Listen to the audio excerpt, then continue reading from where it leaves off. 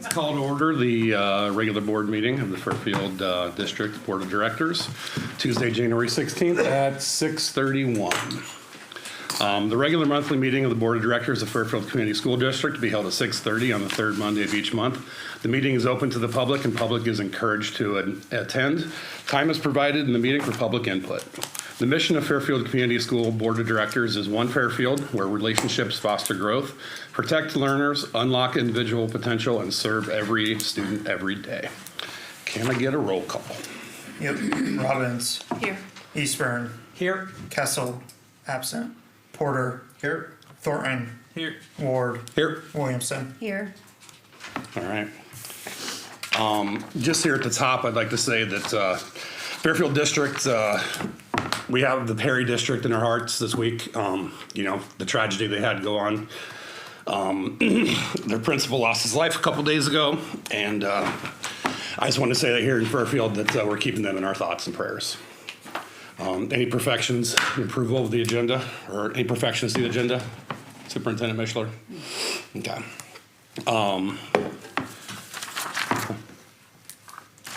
All in favor of the agenda as written, say aye. Aye. Any opposed? All right. All right, approval of the consent agenda. Do I hear a motion to approve? So moved. Second. All right, Mark and Megan. Any discussion? All in favor say aye. Aye. All opposed?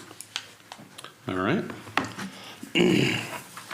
And then here at the top, we're going to welcome a guest. We got Matt Gillespie here from Piper Sandler. He's here to talk to us about tax levies and bond referendums and all that kind of fun stuff. And thanks for moving your travel from last week to this week. No And problem. No problem. Are you ready for that discussion? Or we are ready. Okay. Well, good evening. As the board president said, my name is Matt Gillespie from Piper Sandler in Des Moines. I think I've met most of you here a couple months ago when I was here for this sort of similar discussion. So this packet has a lot of what we talked about before at that particular meeting. There's some extra information in here too. We can go over anything that you see in this packet. I'm going to kind of skip around in it to some things that I think maybe are more relevant to your immediate concerns. But that doesn't mean we can't go backwards and go to a different page or go somewhere else to something that you guys specifically want to talk about. I'm going to begin on page 3. And this is just kind of a big overview of what funding capacity the school district might have if there was some kind of infrastructure project. We're going to talk a little bit later about a maybe more specific project, but this is just sort of vague, big picture stuff. You know, what's the most you could possibly do? That's not to say that that's what the board is doing. This is really just for board education, for community education as well. But there are basically 3 sources from which the school district can generate funds to build buildings, renovate buildings, build bus barns, build athletic fields, whatever it might be, infrastructure improvements that the district would use. And that would be sales tax revenue bonds, borrowing against a voted PEPL, and or having a general obligation bond referendum or a bond issuance. So that's what you see on this page. And I'm going to go through some of these things pretty quickly, again, just for the sake of time, but pull me back and ask questions. I can talk for hours. Some of you know that. Some of you don't want that to happen, but certainly I can talk as much as you want. But sales tax revenue bonds, the school board has the authority to borrow against the future collection of the sales tax. Many districts, I would actually say probably most districts around the state, have done that at one point or another, or currently have some kind of debt outstanding from the sales tax. You can borrow all the way technically through 2050, but what you see on this page under number 2 would be just a 20-year amortization or a 20-year repayment. And the reason for the 20-year is literally just something that I picked. I don't believe, unless there's a real significant need, that a school district should be borrowing longer than 20 years. And the only reason that I have that opinion is because that's what state law dictates for general obligation bonds. They cannot extend beyond 20 years. And if you borrow, no matter what source, if you're borrowing beyond 20 years, the 20 years itself, as you all know that have had a mortgage, for example, a home mortgage, the amount of interest that begins to accrue is significant. So if you're going out to 22 to 25 to almost 30 years, it just compounds even more.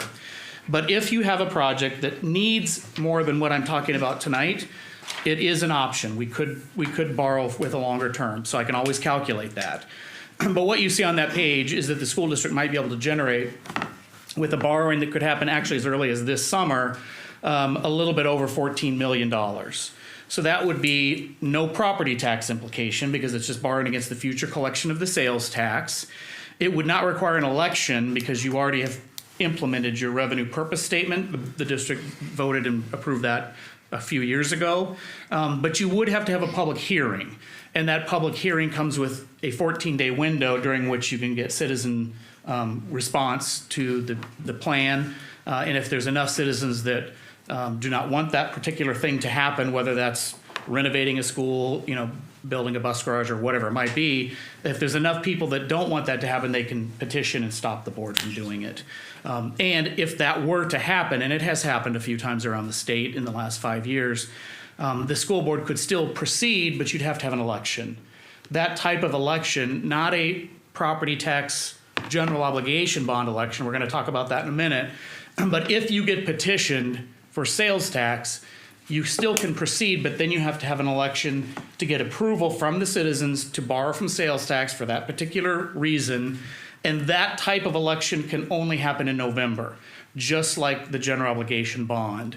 That changed last legislative session, so beginning July 1 of last year, that became the new law. So the timing for many of these things is it always has been sensitive. You always needed to plan these things out, sometimes years in advance, but it's even more so today because you only have that one opportunity a year to have that type of election just in case you were petitioned. So if it ever becomes the desire or plan for the school board to borrow against the sales tax, you'll want to have that hearing as soon as you possibly can so that you have enough time in case you were to be petitioned to still go through the legal process of getting a resolution, calling for the election, filing that with the county auditor, et cetera. And you need to do that all basically no later than the middle of September in order to get something onto a November ballot. So other than that, if you don't get petitioned, then the school district, the school board has the authority to borrow X amount, whatever that amount might be, and you can do it immediately, you could do it a few months later, you could do it a year or 2 years later. It does not have to be money that's immediately gone out and borrowed then. And if you are going to combine two sources, which is very common, many schools will have a voted general obligation bond, but that amount doesn't generate enough for whatever the project is that they're wanting. So they might also borrow from sales tax. And if that's the case, you especially want to have that hearing soon enough to know you are or not going to be petitioned for the sales tax part of it. Because if you get petitioned and the school board decides we're not going to go ahead, well, then there's no reason to continue on with the GO bond part of it as well. So you want to have those things kind of out of the way. Now, why does that not include an actual vote, the sales tax? That's just the way the law was written. It used to not even require a hearing up until July of 2019. That's when the legislature extended the tax. So it was the sales tax was going to expire December of 2029. Mm-hmm. In the summer of 2019, the legislature changed the law and they extended the sales tax out through December 31 or January 1 of 2051. So that's a good thing. But at the same time, then they also imposed some other rules. And one of those rules is that now there has to be this public hearing. So who ultimately makes a decision on whether or not to go that route then? Well, first, the school board would make the decision first to go down that path and have the hearing. Mm-hmm. Let's just hypothetically say you were trying to get $14 million. Mm-hmm. So this school board would discuss the projects, the merits of the project. Oh, yep, we want to do that. That sounds like what we want to do. So let's call for the hearing. So let's just say at your February meeting, you might schedule a public hearing. That hearing would happen probably at your March meeting, and in between you'd have to publish notice in the newspaper and all of that stuff. At that March meeting, then you'd have a public hearing. You'd describe, not in significant detail because it's too early to know all of the significant details, but you would, say, hey, we're thinking about borrowing $14 million from sales tax and we're going to build some classrooms onto the school building or build a bus garage or whatever. And as long as nobody then petitions you in that 14-day window that begins after that day of the hearing, then the school board can proceed. So initially, it's the school board's choice, and it ultimately becomes the community's choice by them not petitioning you. It basically is their blessing to say, go ahead. And if they do petition you, then still the school board has another option to then call for that special election, to ask permission, not just from the few people that might have signed a petition, but from the greater community. Does that make sense? What is required in terms of being a citizen petition? How many? Yeah, that's a good question. It's 100 people or 30% of the number that voted in the most recent school board election. Whichever of those two numbers is the biggest number. So it's at least 100, and of course in your district's big enough, it would be more than 100. But even the smallest districts in Iowa would require 100 people at least to sign that petition. That vote, if you did have to go to that route to have the vote, that vote takes 50% approval, not 60% like the general obligation bond. It's not impacting people's property taxes, so the likelihood that you get petitioned is much less, but it certainly is. That option is there. We've had, I don't know the exact number, but I'm going to guess 5 schools since 2019 that have been petitioned, and a few of those districts have taken that question to a ballot. So that's the sales tax. And again, we can keep coming back to these questions anytime you guys have them. Item number 3 on that page is showing you the PEPL. That's the physical plant and equipment levy. So once a PEPL levy is in place, the school board has the authority to borrow against the future collection of it. The school board, your board, and pretty much every board in the state levies what's called the board PEPL. That's only 33-cent tax levy. You cannot borrow against that. That's just cash every year, just money coming in, and you're generally using that to buy school buses or lease school buses, fix the carpet, roof, tuck pointing, just kind of generic updates that need to be done all the time to keep your campus in physically running order. It's the voted PEPL, which you currently have a 67-cent voted PEPL. It can be up to $1.34, and that's something that you're going to be probably putting on a ballot soon to try to ask voters for that. And we can talk about that in a little bit. But either way, you have 67 cents now, only for one more year, and it will drop off unless you put something in its place, whether that be 67 cents like you have, $1.34, which is the maximum. It could be anything between a penny and $1.34. But pretty much most schools in the state have 67 cents or $1.34.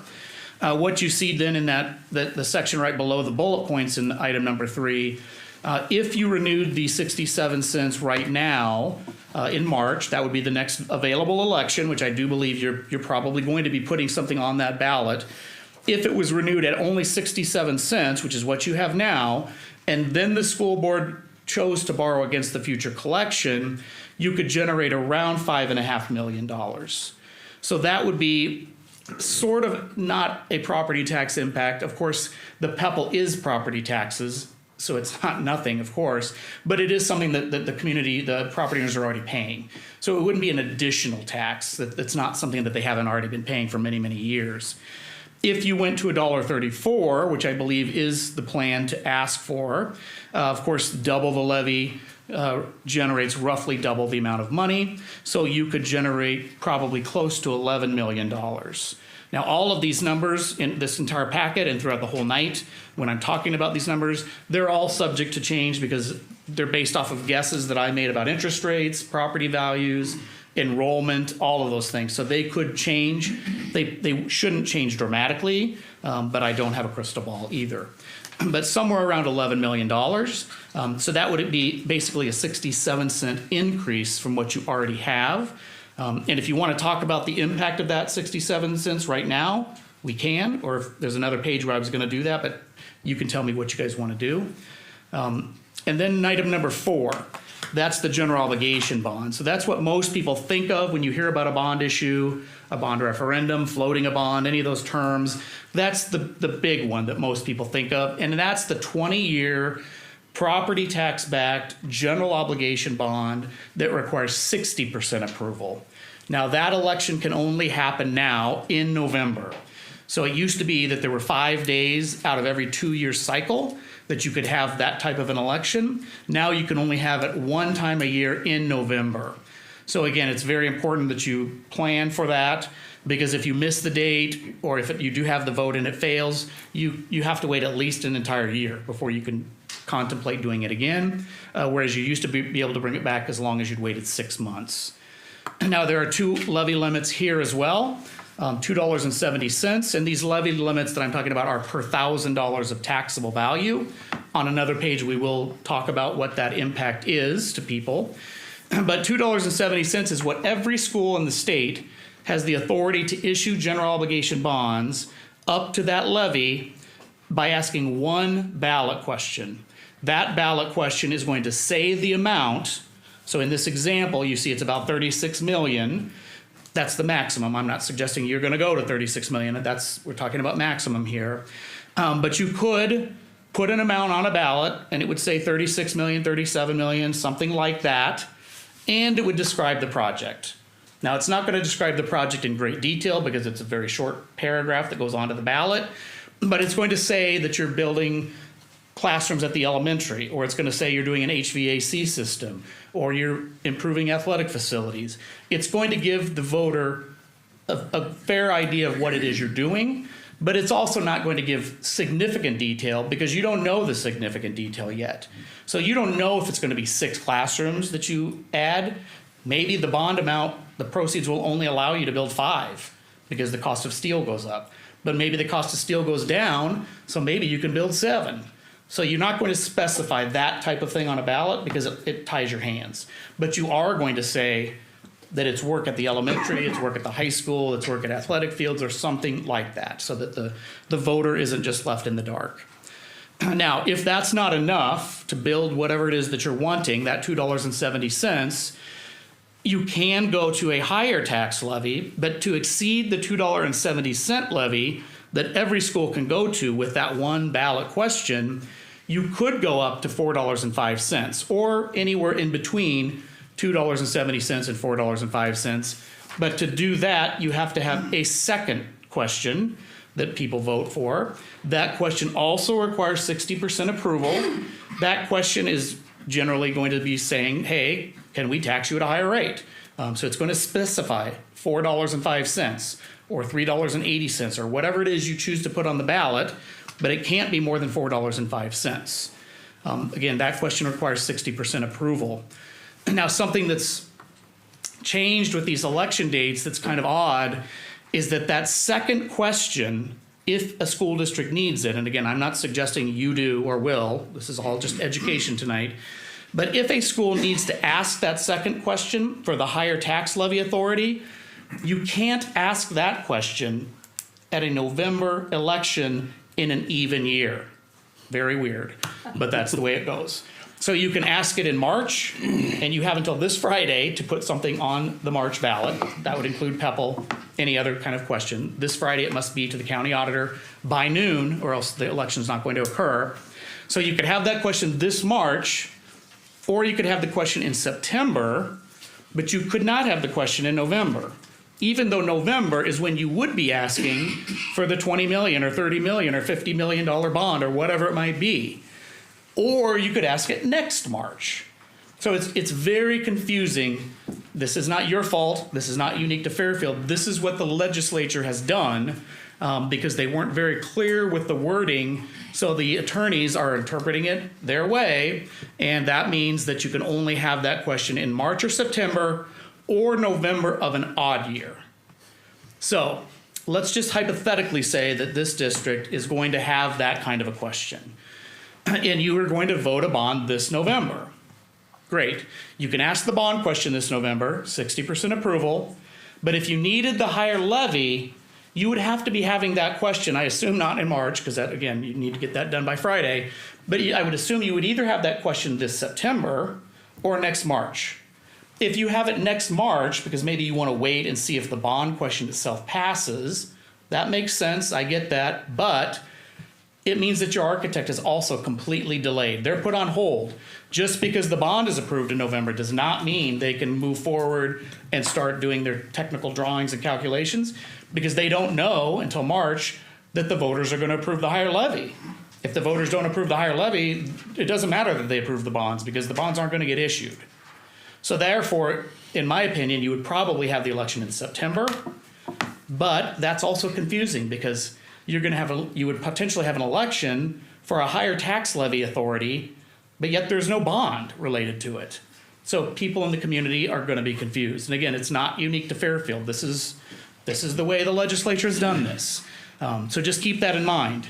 Now, if you're not ready to do any of that, and you're going to have an election in November of 2025, then that's an odd numbered year. So you could have the two questions again on the ballot like you used to be able to. But just keep that in mind, that is kind of an oddity.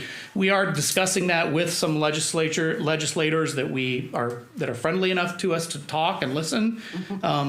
We believe that it was an oversight. I don't think it was really intentional that they did that. I think it was just they were in a hurry to get some laws changed, and they didn't think about the consequences of that. So it might get changed this session. Hopefully it does. So therefore, it wouldn't impact anybody, after May or June. But unless it changes, this is the way the law works right now. Are both the questions 60%? Yes, both of those questions, anything that's related to a general obligation, which is property tax back, is going to require the 60%. Now, you could add these three things together. Let's say you have a project that's big enough that one of these things isn't enough. So theoretically, and again, I don't think you're going to do this. This is all just hypothetical. You could get $54 million from the 405 bond. You could get basically $11 million from the PEPL.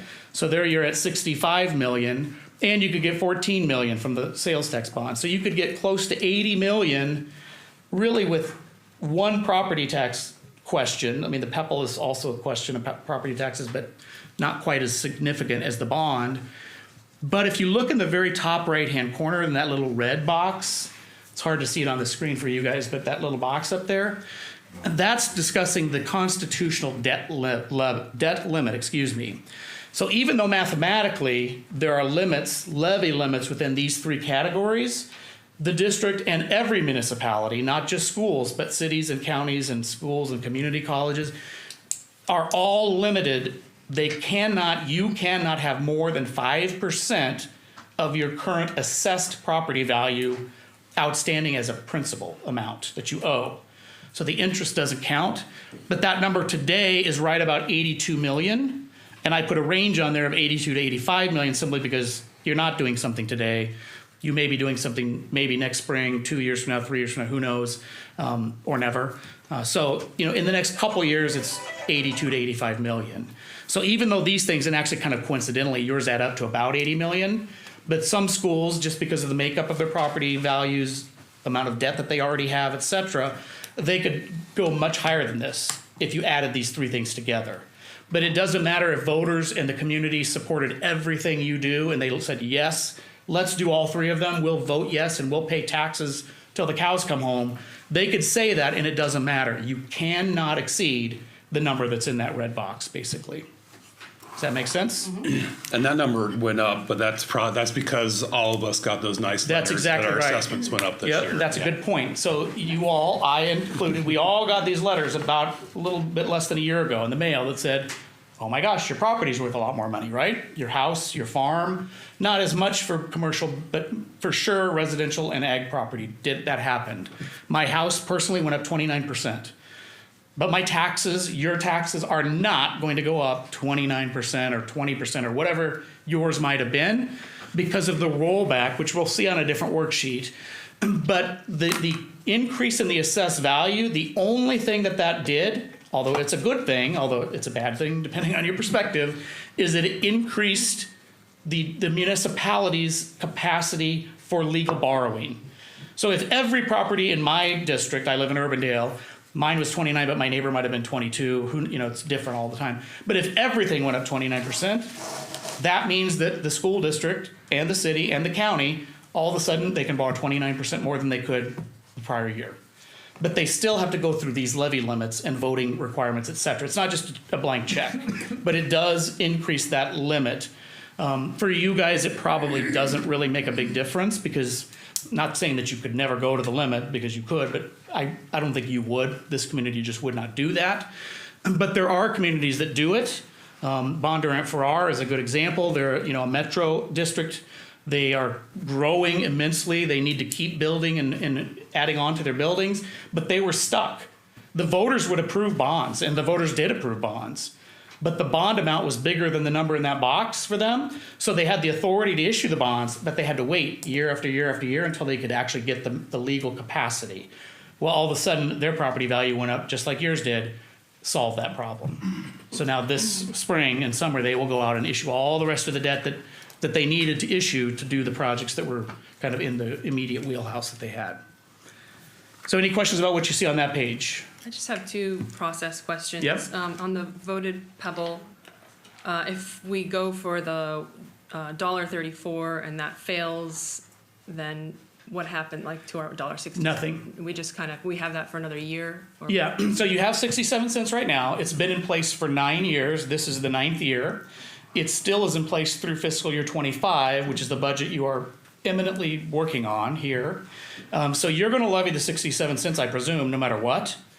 If you vote $1.34 and it does pass, it doesn't take effect until the next fiscal year anyway. But if you vote the $1.34 and it fails, you don't lose the 67 cents, but you only have it for another year anyway. So we'd have to do. So most likely what you would do, I assume, is that in September, that's the next election, that you'd come back and then ask maybe for 67 cents, if that's the feedback that you got from the community. Or you could ask the $1.34 again and maybe try to educate better and get people to understand why you think you needed it. But yeah, you wouldn't lose anything, but you don't gain anything. Got it. And we have to take action again sooner. Yep, the process would Yeah. start all over again. Okay, then just one more quick question. With if we were going for a $4.05, whatever that second question Yep. in September, does that also include a description of the project No. at that point? No, that's the weird thing, question. is that question just talks about the tax levying authority. Okay. So of course, you're not going to just put that question on a ballot and just turn it out to the citizens, because the citizens aren't going to know what you're doing.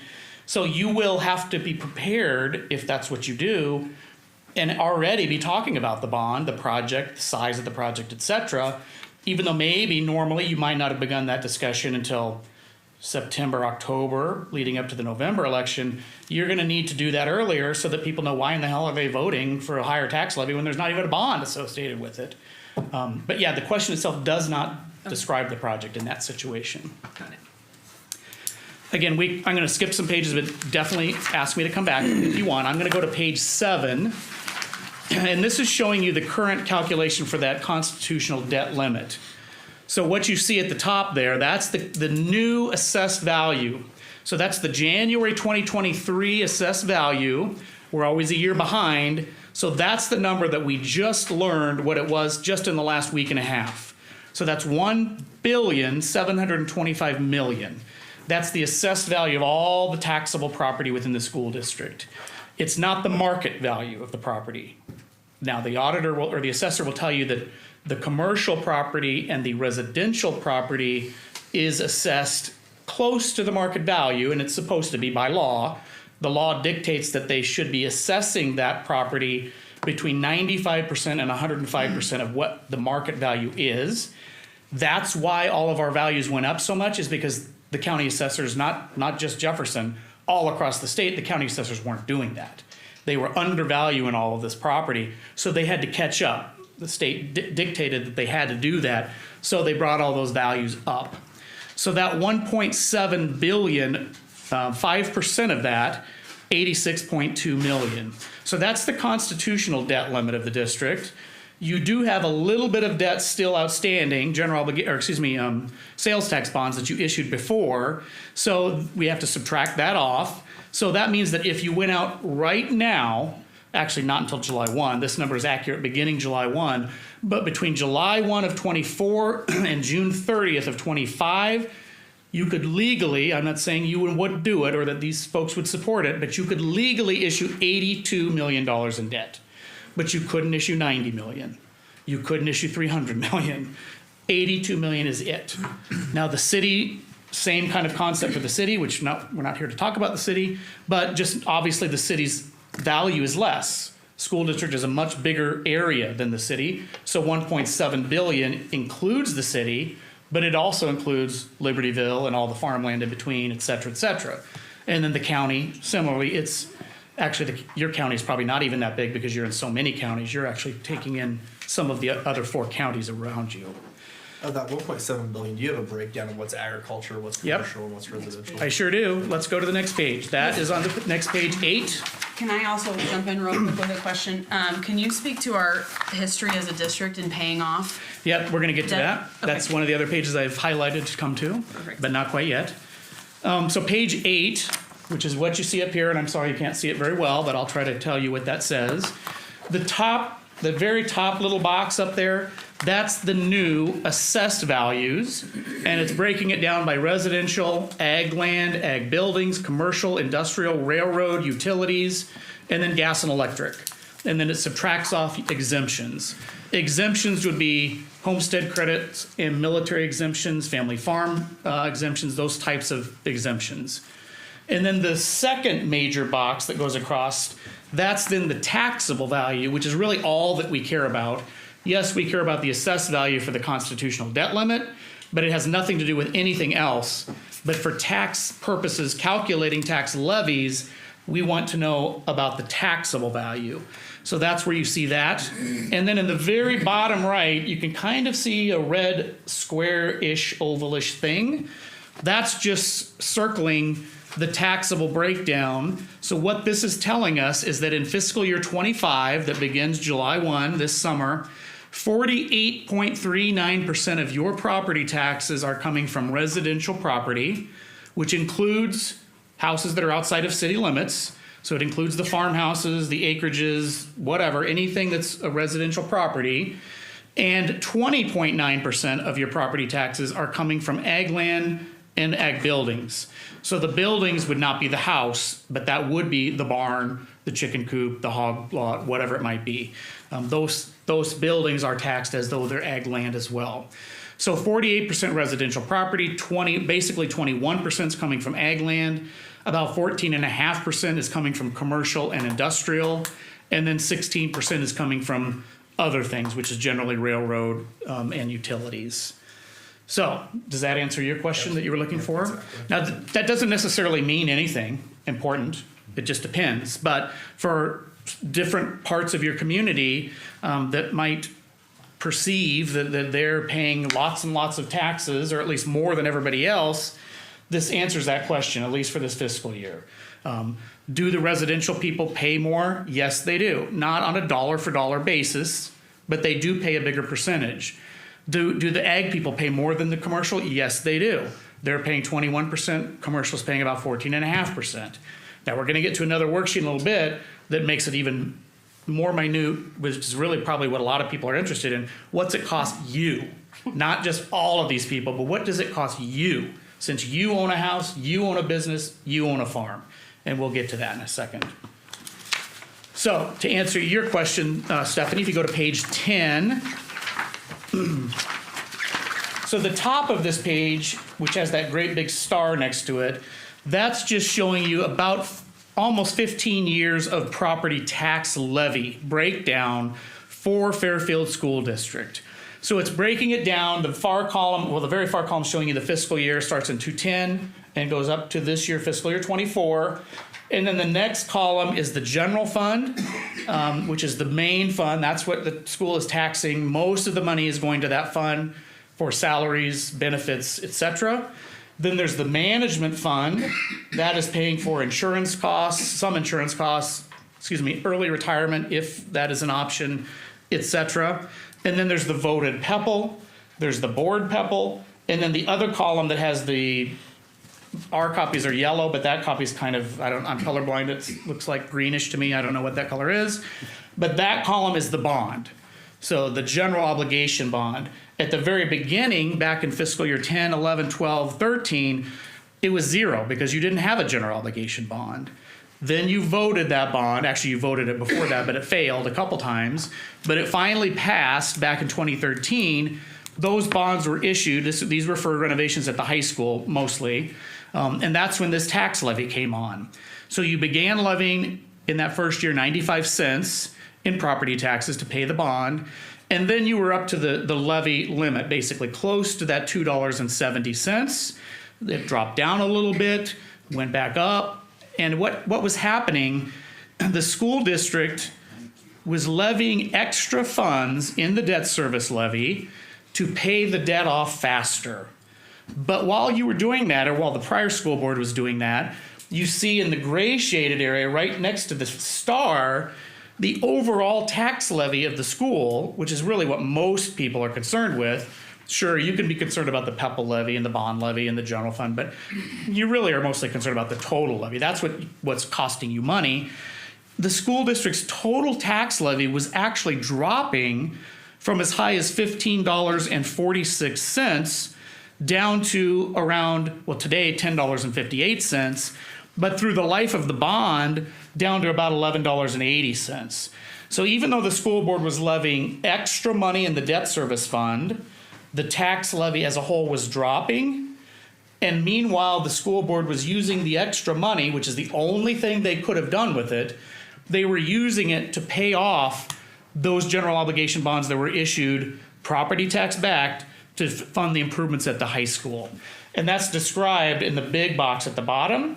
But what that big box says is that through the actions of the school board, through those years while that was happening, the school board paid off a 20-year property tax-backed general obligation bond in 11 years. Only one other district that I know of in the entire state has done that, which is Johnston. You did the same thing at the same time. Paid off a 20-year bond in only 11 years. And at this district, you saved $1.5 million for your property owners. You actually saved $1,550,615. So it's a precise number, we know. That's $1.5 million that never had to be levied against property taxes. So, and Johnston saved almost $9 million, but of course they're a much bigger district. But the same process went through both districts. So what that shaded area at the bottom is talking about, and I don't include this, and I'm not here tonight to say this to make anybody feel good about yourself or you guys to feel good about them or whatever. But the fact is, the school board and the administration through those years was being excellent fiduciaries of the taxpayers' money. You saved taxpayers $1.5 million by doing something that actually ultimately resulted in their property tax levy lowering and still paying the debt off faster. There are about 50 school districts that are doing this right now, but none to the degree that you did. Ames is now beginning to pick that pace up, so they will probably match what you and Johnston did, is my guess. Other districts are doing it to a lesser degree, an important degree, but to a lesser degree. Do you have a comparison of what a lot of other districts are paying for their actual total levy rate? Yeah, that's on the next page, actually. So if you go to the next page, 11, what you see here, actually, there's a comparison on the top left box. That's county. Then the city is in the middle, and the school district is down at the bottom. And then there's the total consolidated levy, which would be all of the taxing authorities combined.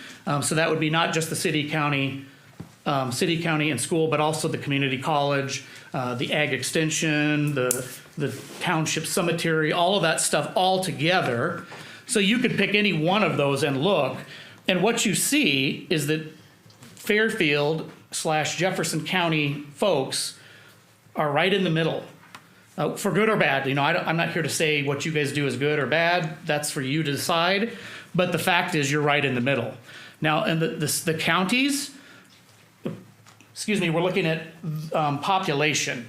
So we're looking at the 5 bigger counties and the 5 smaller counties. But basically, together, it's 11 counties that are closest to the same size. So just a little bit bigger than you is Clay County. Just a little bit smaller than you in population is Floyd County. And you can see that the average of those 11 counties is $6.18. And here in Jefferson County, people are paying $7. But they're paying more in Hardin County, for example, and et cetera. You can see in the city example, Grinnell is just above you in size, Mount Pleasant just below you in physical size, population-wise, and you're levying $16.90. Perry School District, Webster City, Perry has an almost $18 levy. Webster City has close to a $20 levy. Denison, a $19 levy. Keokuk, $23 levy almost. And then, of course, you do see those lower, this is the city we're talking about. Pleasant Hill, $11, Sioux Center, $11, etc. However, you can see on the right side of the page, there's some written verbiage. So when we look at any municipality, whether we're looking at the school or the city or the county or the community college, and we try to compare what you're doing here to what your neighbor's doing, you really cannot do that, because you don't know what's going into their budget. Certainly you can dive into their budget if you want to, but most citizens are not going to do that, and they're not going to even understand how to do that. But when one school district, for example, has a higher tax levy and one school has a low tax levy, for example, the bottom section is schools, you have a $10.58 school levy. The average of these 11 districts is $13.35. The highest levy there is Vinton-Shellsburg at $15.50, Solon, $16.28. So they have almost a $6, not quite twice what you have, but they have a significantly higher levy rate than you do. Your levy rate is the lowest of the 11 schools that are right in the same population as your district. Now, just because you're the lowest, though, that doesn't mean that you're the best. It doesn't mean the school board's doing a good job or a bad job. It doesn't mean that other schools wish they could be you, or that you wish you could be Vinton-Shellsburg, because there are so many things that go into this. It's not just as simple as how much money do we need? That's what the tax levy is. Because some school districts levy parts of their revenue come from income surtax. That's a voted thing, so you have to get voter approval for it. But if you're doing that, the income surtax is replacing property tax, so that particular school's levy property tax is going to be lowered because people are paying a different tax, income surtax. Some schools have a bond, some schools don't. Some schools have a bond because they have a brand new building, so they have very modern new stuff, so they're paying for that. Other schools that maybe don't have any debt service levy, they maybe haven't improved their facilities for 100 years.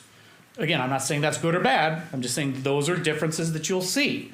So there are legitimate reasons why someone might have a very high levy and someone has a low levy. Even the school that has the bond, both Boone School District and Marshalltown School District years ago, they voted the $4.05 bond question. This has literally been almost 20 years ago. Their voters passed the bond amount and the tax levy question. But part of the politics, in order to get the people to vote and support it, was that their school board said, we will use sales tax to abate the levy, to replace the levy.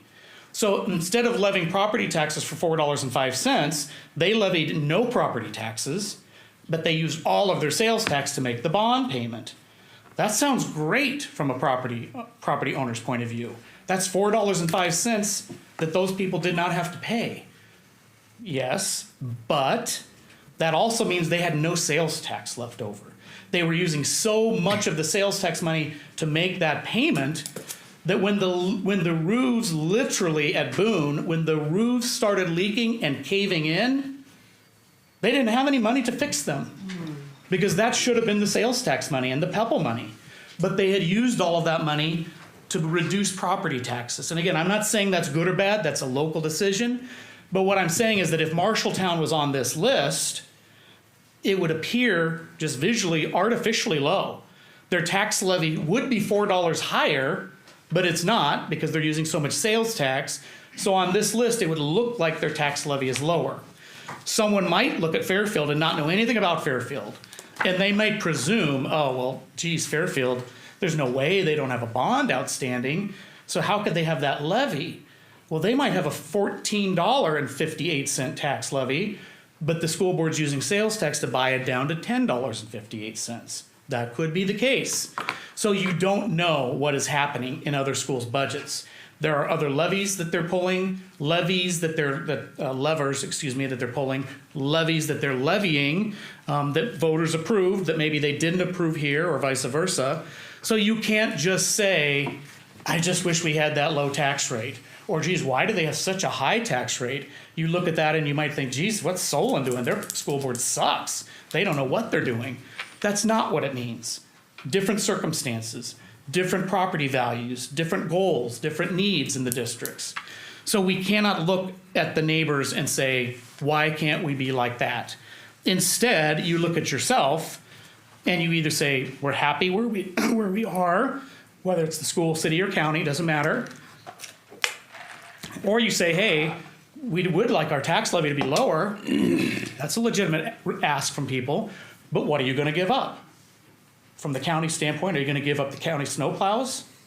Doubt it. I hope you don't. Needed them this week. Are you gonna give up the county sheriffs? Are you gonna give up the county jail? I doubt it. From the school standpoint, yeah, you could lower the levy, but what are you gonna do? Are you gonna make your classroom sizes 20 students? No, maybe you're gonna make them 40 students. You could do that, and you could cut this levy, but is that what you should do? So there's all kinds of things that go into these equations. Some of them, the school board has no control over because of the funding formula, how it just works with property values, et cetera. Some of them you do have control over. Some of them the voters have control over, bond levies, PEPA levies, et cetera. So does that make sense, what you see there? Yep. Okay, then, again, we can come back to any of these pages we're skipping over, but I want you to go to page 24.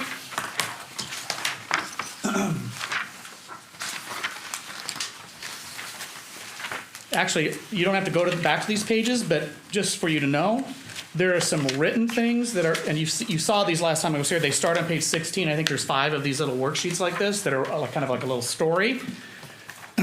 I wrote those. They don't say what school they're about. They're just kind of like situations that a school might find themselves in, good situations and bad situations, and what did they do about it. 2 of those stories are Fairfield School District, and I'll just let you guys try to figure out which ones they are. Go to page 24, which is the page that you see up here, and really the only reason I want to show you this is that little table that's up there.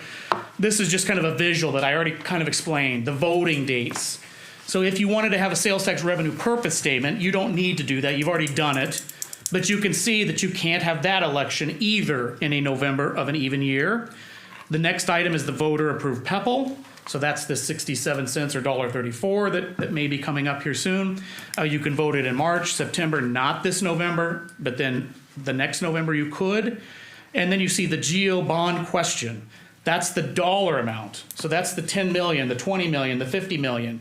That's the question, can we build this thing and spend this much money? That can only be asked in November, but it can be asked in every November.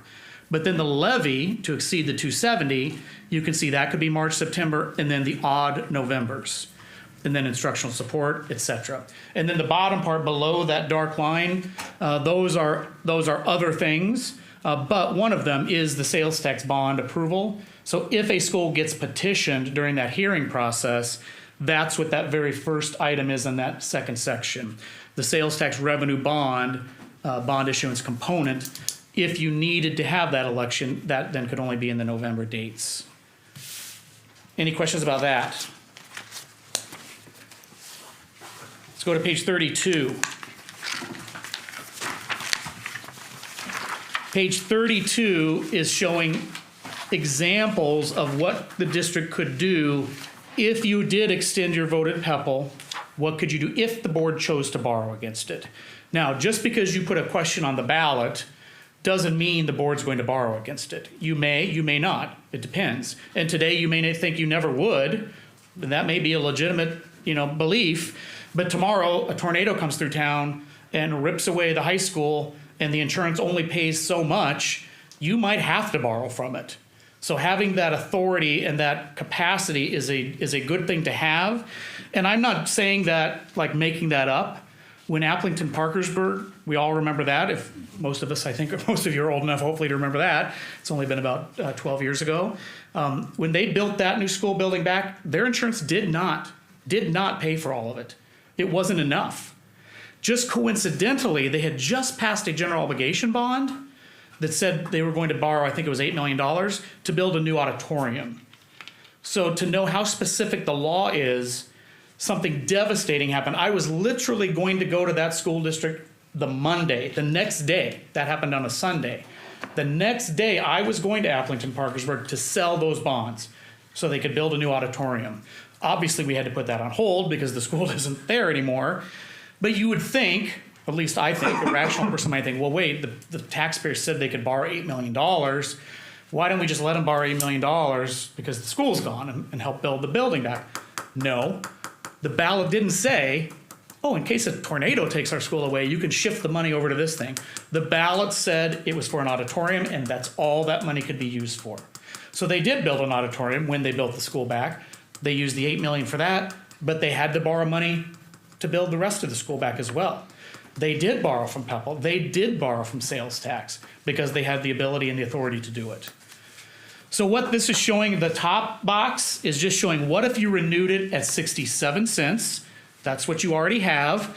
So if you just renewed that at the same level you have now, and it's all property taxes because you can't borrow against income surtax. So if it's all property taxes and you had that levy in place again for a new 10-year period, depending on interest rates, you could generate around $5.5 million. So on that summary page that we looked at the very beginning, page 3, this is where those numbers are coming from that I had popped into those colored numbers. If you asked voters for the $1.34 and then you chose to borrow from it, you could generate around $11 million. Now that doesn't mean you would do it at all, but it also doesn't mean you need to borrow $11 million. Maybe you have something that you only need $4 million or you only need $7 million. Obviously you could do that. This is just showing you the maximum amount. Not to say that you would go there, that you would need to go there, that you'd want to go there, but you could. Now, you kind of think of it like if you went to that levy limit, whether it's 67 cents or $1.34, then the school board is kind of tapping the board out of the Pepple. Well, that's kind of true, but not really because your property value almost certainly is going to grow. It doesn't grow every single year, forever, but it does grow almost every year. There are a few years when it might drop, but generally over this 10-year period of time here, the property values are going to go up.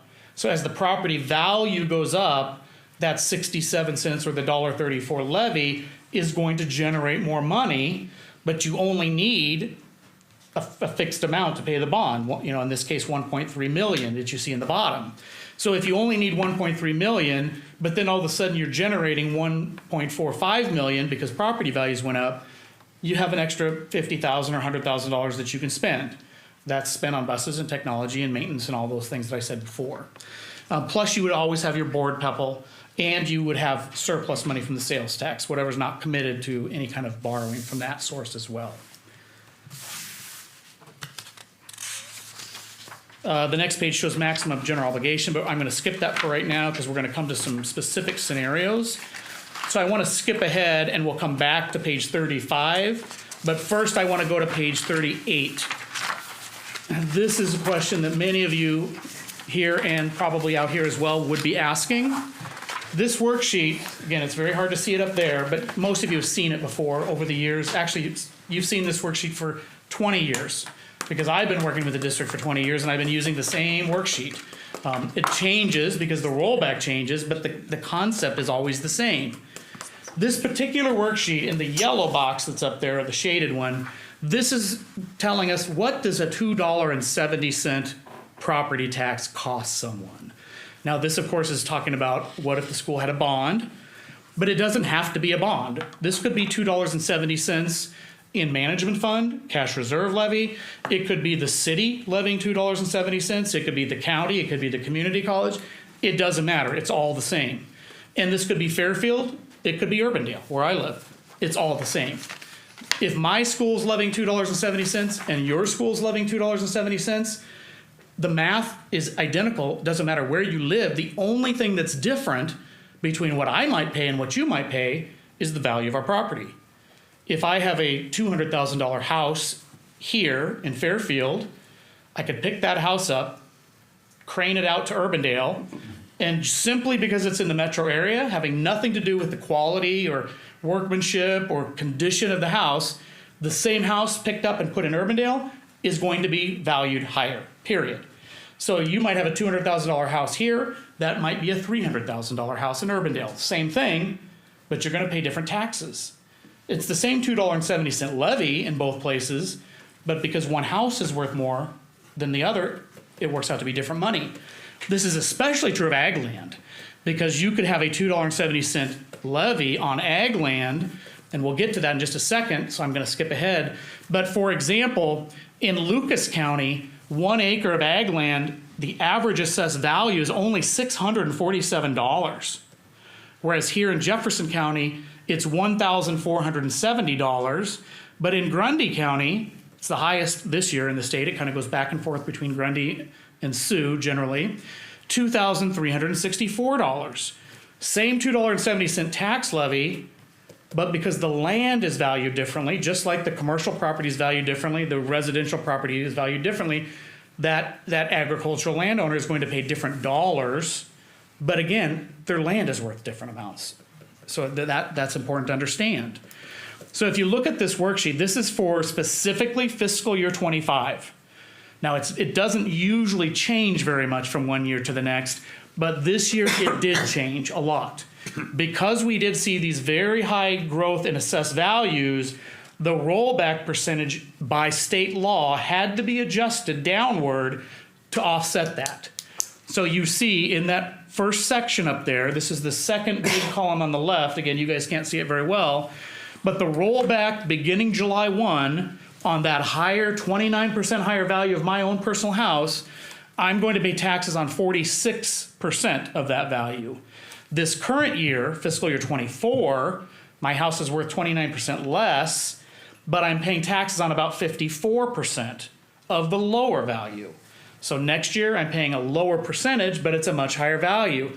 It's not exactly a wash, but it's really close.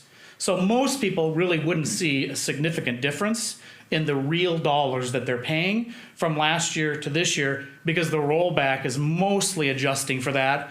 Now I say that in most parts of the state.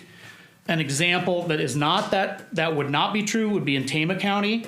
Their county assessor had been keeping up with the Joneses, so to speak. They had been assessing property close to that 95 to 105% in value. But basically, there's a couple other counties like that as well, but most of the counties weren't. They were undervaluing the property for years. That was happening. So they had to jack everybody's value up, 29% for me, but the assessed value of the property in Tama County, it didn't go up much because it was already at a fair value. But they still got this huge rollback. So the value of their property didn't go change much, but now they're paying taxes only on 46% of it instead of 54% of it. Sounds like a great deal, which it is a great deal for the property owner, but it also means that the school district's taxable value declined by 3%. Their assessed value went up like 17%, but the amount that they actually tax on declined by 3%.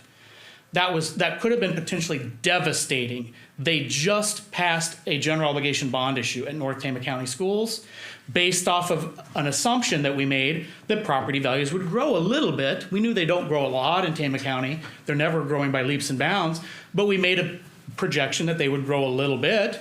So all of the bond calculations were based off of that slightly higher number. Well, it didn't go up slightly higher. It actually went down.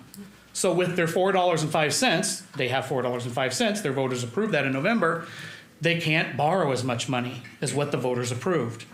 Now in their case, it's not the end of the world because their project's gonna take 3 years, so they will just have to issue bonds in multiple series, and over those 3 years, their property value will grow, almost certainly, so they'll be able to do it. But it could have been a really, really bad scene there. Now, what is the theory behind the rollback, or exactly why is that Yep. the way it is? So the rollback is there, and I can't explain every part of it to you because I don't understand all of it, but the big picture is that the rollback was implemented back in the 70s, I believe, so that when there's large increases in the assessed value of one class of property but not the other classes, and it could happen to any class, the rollback is intended to keep it so that no one class of property outpaces any other class the taxable value, by more than 3%. So let's say that ag value went up 6%, the assessed value, and residential value went up 7%. Well, the rollback would have to be adjusted so that that the residential value that really went up 1%, right? It would be adjusted. Actually, let me use a different example. This would be better. Let's say that ag went up 6% and residential went up 20%. So there's a huge difference. That's okay for the assessed value. Doesn't means you could sell your land for more, maybe, whatever. The rollback would have been adjusted so that the taxable valuation of the residential didn't grow by more than 9%. The 6% that the ag grew, and then there's the 3% variable. So it could grow by 6% plus an extra 3, but it can't grow by more than 9%. And the rollback percentage is making sure that happens. But it's important to note, it's making it happen on an average statewide calculation. That's why what happened in Tama County is the oddity. All of these things aren't true in Tama County, whereas they are true on an average discussion across the state. It's not necessarily true in Tama County. So I do think on ag land, people oftentimes miscalculate how it's going to affect their taxes. Oh my gosh, absolutely. We're going to talk about that in just a second. For sure. And it's not just ag people. Most people do.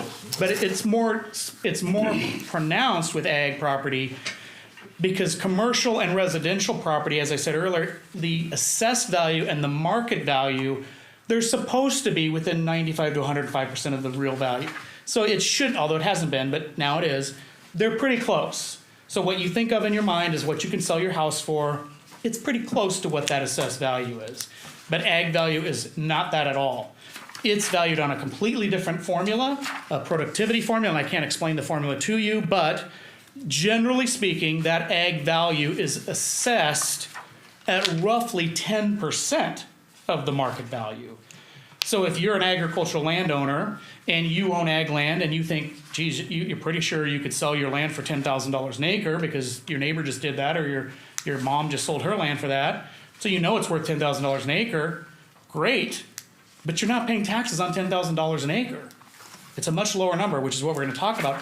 Whereas that $100,000 house, you are paying taxes, not on $100,000, but a much closer number to it. So the difference in people's perception is much, much more amplified. So let's look at the residential. That's the very top section. So then we'll use $100,000 just to make the math a little bit simpler.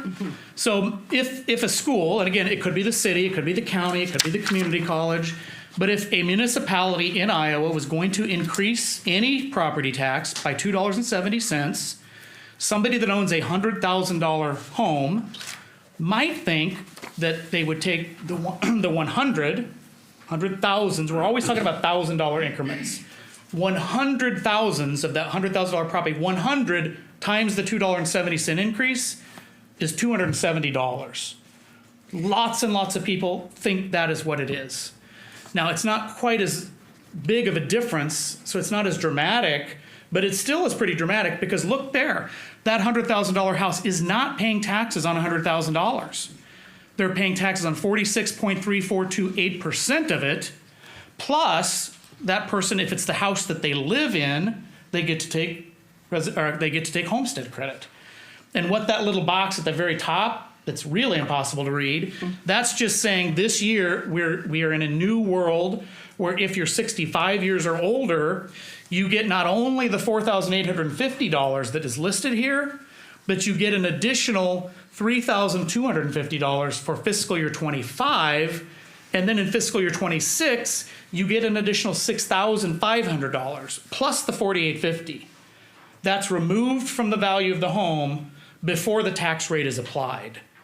So if you are 65 years or older and we're looking at this discussion, and I ultimately get to the point, which I'm going to get to right now, to say that $100,000 home is not paying $270, they're paying $112 because of the rollback, because of the homestead credit. So the person that owns that home is paying $112, not $270, but if you're 65 years or older, it's even less than the $112. Not a lot less, but it's a little bit less because you get even more of a homestead credit. And there are other credits. military credit. If you're a military veteran, thank you for being a military veteran. You get this little, almost worthless credit that the state throws at you. It should be way more than that for military veterans, but it's not. But it's something that would be factored in, which I don't factor in because there's just too many variables. If you have a home that's on a farm, you might get family farm credit. That also would be reducing your tax liability more than what this worksheet shows. So this is almost worst case scenario. Your taxes, if you're 65 years or older, if you're a military veteran, if you're a family farm homeowner, the tax impact will be less than what it shows on this worksheet. But even going from $270 to $112, that's a huge difference. Now, maybe to some people, the $270 is no big deal, but to a lot of people, that is a lot of money, and they cannot afford that, or they think they can't afford it. But maybe $112 is more in line with what they think they can afford. They think, yeah, this improvement to the school or the city or the county, it's worth that to me. But if they had it in their brain that it was going to be $270, they've been misinformed, and of course they're going to go out and spread rumors. They don't even know they're spreading rumors, but they're going to talk about it. Oh, I'm going to pay $270. I can't tolerate that. Well, no, you're not paying $270. You're paying $112. I'm not saying $112 is nothing and that you should just swallow it and roll over and take it. That's not what I'm saying, but I'm saying $112 is a lot different than $270. When you go to the commercial property, that's the two middle sections, and this gets a little bit more complicated with commercial because we now give commercial property owners more of a tax break, which they should be getting. I think they should even get more personally. So if you own commercial property, so that could be the car dealership, the bank, the McDonald's, the barbershop, whatever. If you own commercial property that's assessed up to $150,000, you get to now take the more significant rollback that homesteads get, or that residential homes get. So that's the 46%. You're paying taxes on 46% of the first $150,000 of commercial value. Anything above $150,000 for commercial value still pays tax on 90% of the value. So if you have a property that's worth $200,000, you have to do the first calculation on the $150,000, second calculation on the $50,000, and then add them together. That's what those two sections are doing. But you can see commercial property owners, remember their property is supposed to be assessed at about the market value. They're paying taxes on 90% of that value. The residential property owners are only paying taxes on about 46%. Then we get to the ag land, which is the bottom of the top section. And there you see all the counties that you have property in, Van Buren, Wapello, Henry, Jefferson, and Washington, as well as Lucas and Grundy, the highest and lowest in the state. But we're going to talk about Jefferson because, of course, that's where most of your property is. So we then are looking at, again, the assessed value. The market value means nothing. Nothing, nothing, nothing. It does not come into play in any way, shape, or form. So we have to begin with the assessed value. 1 acre of average agricultural land in Jefferson County was assessed at $1,470. That's the same land that maybe you could just sell for $10,000 or $8,000 or $15,000. In Grundy County, $25,000 an acre.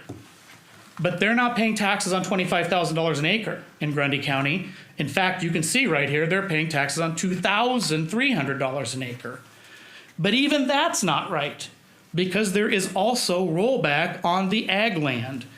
So that Jefferson County acre, that's $1,470, and that's the average across the whole county. Some of the county is not in your district, most of it is, but not all of it. So this doesn't mean that $1,470 is every single person, it's not. You may own the most prime land that sits up on a hill, sun shining on it, water just rolls off of it, perfect growing ground. It's assessed at more. And then you have the piece of crap that's down at the lowland, it's constantly flooding, never can grow a damn thing on it. It's assessed at lower than this. This is the average, $1,470. So that is paying taxes, that ag owner is paying tax on 71.837% of that assessed value. So that's $1,056 for 1 acre. And because we're talking about $1,000 increments, just like we were in residential and commercial, that $1,056 That's 1.056. 1,000, one increments of 1,000, and 0.056 increment of 1,000. So 1.056 times this $2.70, that would be about $2.85 per acre per year. If the school or the county, not the city, because the farmland's not going to be in the city limits generally, but if the city or the county, or the school or the county or the community college was going to raise a tax by $2.70, it would be about $2.85 per acre. Then you go down to these bottom tables at the very bottom. The biggest one in the top left-hand corner of the bottom, and I spelled Jefferson wrong there, I see. Don't ask me where I went to high school. But you can see there's just some examples of different acres. If you own 40 acres, 80, 160, up to 2,000. Yeah, I know some people in this district own 3 acres, 7 acres. Yes, I know there are people that own 3,000 and 5,000 acres. This is meant to capture the broadest, most general, what is most people. And I just highlighted, again, just an average, I just picked a number. If you own 320 acres of average Jefferson County farmland, and the school district or the county or the community college was going to raise your taxes by $2.70, that would cost you about $912 per year, more than what you had been paying with all the other property tax you were paying. That's 320 acres. Then if you go to the very, very bottom, the skinny bar that goes across the bottom of the page, this is showing you the wrong way to do it. Not because everybody's doing it wrong, but because there are some people that do it wrong. And you need to make sure that if you're talking about property taxes, whether you're trying to explain it to your community or whether you're just trying to understand it yourself, you guys are elected officials. You have the power to change people's property taxes. You better know how it affects people. This is telling you, if you yourself made this mistake, or just any other ag land owner made this mistake, and they tried to use the market value in the calculation, and this is showing the average market value of an acre of $7,045 in Jefferson County. I personally don't believe that. I think that's an outdated number, but that's what Iowa State University Ag Extension says. I do believe it's a couple years old, but still the bigger picture point is still accurate here. If you use that number, the market value, you divided that number by 1,000, because I keep saying we're talking about $1,000 increments. So you divided that by 1,000 and you got 7.05. You multiplied that times $2.70. That would be $19.02 per acre. And if you own 320 acres, that would be an increase of $6,087 per year if the school increased the tax levy by $2.70. And while that makes total sense to me, and I think most people would look at that and say, yeah, that seems like how it works, right? It's not. Because we don't use the market value, there is rollback as well. So the real number is $912. It's not $6,000, it's $900. Is $900 still a tax increase? Absolutely. Is $900 a lot of money to some people? Absolutely. I'm not saying it is or isn't, but $900 is way different than $6,000, because $6,000 is wrong. Now you can also say, some of you, I know you're an ag owner, right? Some of you are also ag owners. I'm sure some of you guys are ag owners. You could also say, well, yeah, but still, even if it's $900, that person that owns the $100,000 house, they're only paying $112. So I'm still paying more. That is totally true. But guess what else is true? Your 320 acres are worth $3.2 million. This person has $100,000 of an asset. You have $3 million of an asset. It's the same money coming out of your pocket. And if you look at the two little boxes to the right, and this is not to pick on ag people, my family farmed in this county for 100 years. I know what it is to be. I don't personally know. I was not an ag person myself, but my dad was, my grandpa, my great-grandpa. They all farmed around Packwood, around Fairfield, all the way over to Danville. So I am not picking on ag people. I can make the same argument, just not to the same degree, for people misunderstanding the residential and the commercial formula. But if you look here, and this, of course, most people do not own $1 million in residential property. This is just to prove a point.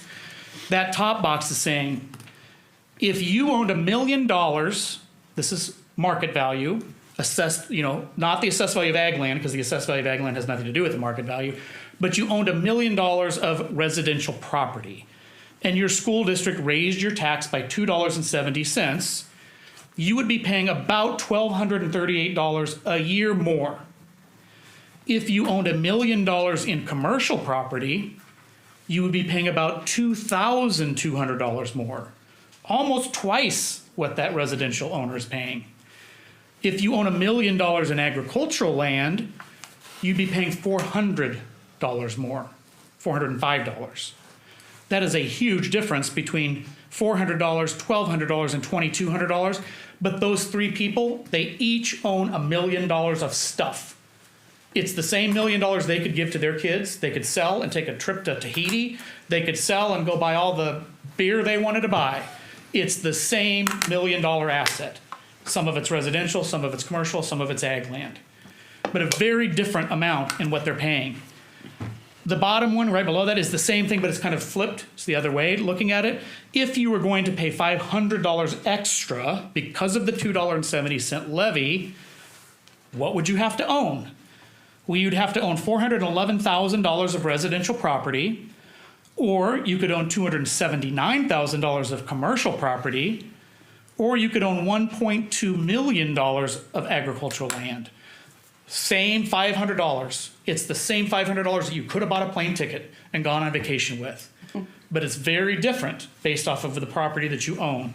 And you can see very clearly, I think, that commercial people are paying the burden of the tax, pro rata by the percentage of asset value that they own. Now, we can talk about that more in a second if you want to ask questions, but I want to throw a couple of other numbers that are not on here because this has become a big discussion in the last week and a half or so with the legislature. So this is kind of off the topic of Fairfield School District, but I want to help you understand as board members, because you are elected officials. Yes, we all only have so much say when we go to talk to our governor, we talk to our legislators, but believe me, you have more power than I do. You have more power than these guys do. You shouldn't, but you do, because you are an elected official. But this is also directed at all of you. Don't just go home tonight and put your head down and sleep. You need to be active. You need to talk to your legislator. You need to talk to the governor. The AEA, Area Education Association. So if you don't know what that is, I'm not going to go into all of it, but it's critical for the functioning of our public schools, regardless of what somebody in Des Moines tells you. It is critical. I just had a meeting there today with about 40 school districts from central Iowa. We were using that space jointly because no school has that kind of space really for that. That's just one tiny little thing that we could do, is go there and use a meeting facility. The AEA, the School Board Association, so I'm not making this number up, although they are sort of making it up, but they're guessing. They did a calculation. Approximately 50 cents of your total tax levy for the school district is going to the AEA. So if your school is levying $10, they could levy $9.50 if the AEA wasn't there, right? The 50 cents is what's funding the AEA. If you put 50 cents into this worksheet, because it doesn't matter what the reason is, it's the same thing. If you put 50 cents into that worksheet, you would see that somebody that owns a $150,000 house anywhere in the state of Iowa, doesn't matter if it's a $150,000 value, that's costing that person about $33 a year. Somebody that owns a $150,000 commercial building, it's about $35 a year. The difference there is homestead credit. Commercial doesn't get homestead credit, the residential does, so there's a $2 difference, big deal. If you own 320 acres of agricultural land, it would be costing you about $169 a year. So if the AEA went away, or if it was cut in half or whatever, sure, you could save $33 a year if you're that residential homeowner. But guess what? First of all, it's essential. The AEA is absolutely necessary. It's doing things that the schools cannot do on their own. or at least they cannot do them inexpensively. It would cost way more money that you'd be paying. But let's just say that it went away. You got your $33 savings, yahoo. Do you know what most of you are paying for your township cemetery? And I don't know if it's true in this county, because not every county has township cemeteries, but some of them do. Many, many places in Iowa, property owners are paying more for their township cemetery lawn mowing, and that's important. I'm a genealogy freak. Literally, I've been to every goddamn cemetery in Jefferson County. I guarantee it, and I can tell you how to get there. So I get it. It's important. But many places in this state are paying more for the mowing of the lawn at the township cemetery than what this AEA is costing. What the governor, I don't care about your political persuasion, obviously you know mine, but it doesn't matter. What the governor and the legislature wants is to be able to check a box that says we eliminated a property tax. You eliminated a $33 tax, celebrate. They don't care what it's eliminating. They just want to be able to say we eliminated a property tax. They did it last year with the Pearl levy. That's a public education and recreation levy. Very, very few schools had it. It was voter approved. So the people in all the communities that did have it voted, said, yes, tax me more. We want this. That levy is so minute, when you factor it out to one house or one farm or one business, it's such a small amount, it's not saving anybody enough to even go buy a hamburger. But the legislature got to say, we eliminated a property tax. And that sounds really good when you're in Washington, because the people in Washington, they don't know what that really meant, but it sounds good that they eliminated a property tax. That's all they want out of it. I guarantee you that's what they're looking for, is to eliminate or reduce a property tax. Another topic, similar discussion. The governor and the legislature wants to eliminate income taxes. Me, I love it. I would save a ton of money if I didn't have to pay income taxes. I actually pay income taxes. A lot of people don't pay income taxes. They don't earn enough money to pay, or they have so many tax write-offs that they can get their tax levy. Maybe somebody named Donald that you know makes billions of dollars but pays no income tax. Legally, he has a lot of tax write-offs, right? It's totally legal. Some of you can do the same thing. I don't. I pay the goddamn income taxes. I promise you, I can show you my tax return. They want to reduce the income tax to zero. Do you know what's going to happen? This district levies income surtax for your instructional support levy. And almost every school district in the state does. Some districts levy income surtax for the voted PEPL as well. If income taxes go to zero, the income surtax is calculated off of the amount of state income taxes you pay. Well, if you're paying zero income taxes, you're paying zero income surtax. If the income surtax goes to zero, what's going to happen? Can anybody answer the question? Property tax must go up. It's just a mathematical reality. Nobody chooses it, nobody wants it, it just has to happen. Because if the school is levying income surtax in the amount of $100,000 or whatever, that $100,000 goes away, they still have the need for the $100,000, so it has to fall back on property taxes.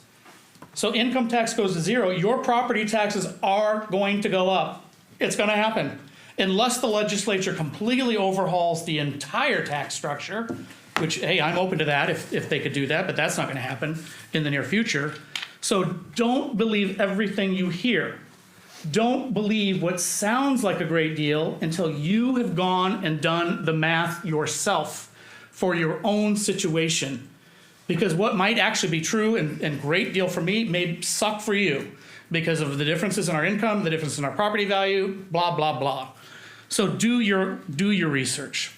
So the AEA, I wanted to point that out. The voted PEPL, similarly, if the school board puts a question before the community to change the voted PEPL from 67 cents, which is what you pay now, to $1.34, so it'd be an increase of 67 cents, that would cost you, if you own a $150,000 home, $43. If you own a $150,000 business, it would cost you $46. If you own 320 acres of ag land, it would cost you $226 a year. So again, I'm not saying that those are meaningless numbers. $43 is a lot of money to some people. To my dad, he thinks it's a lot of money. If he thinks it's a lot of money, it's a lot of money to him.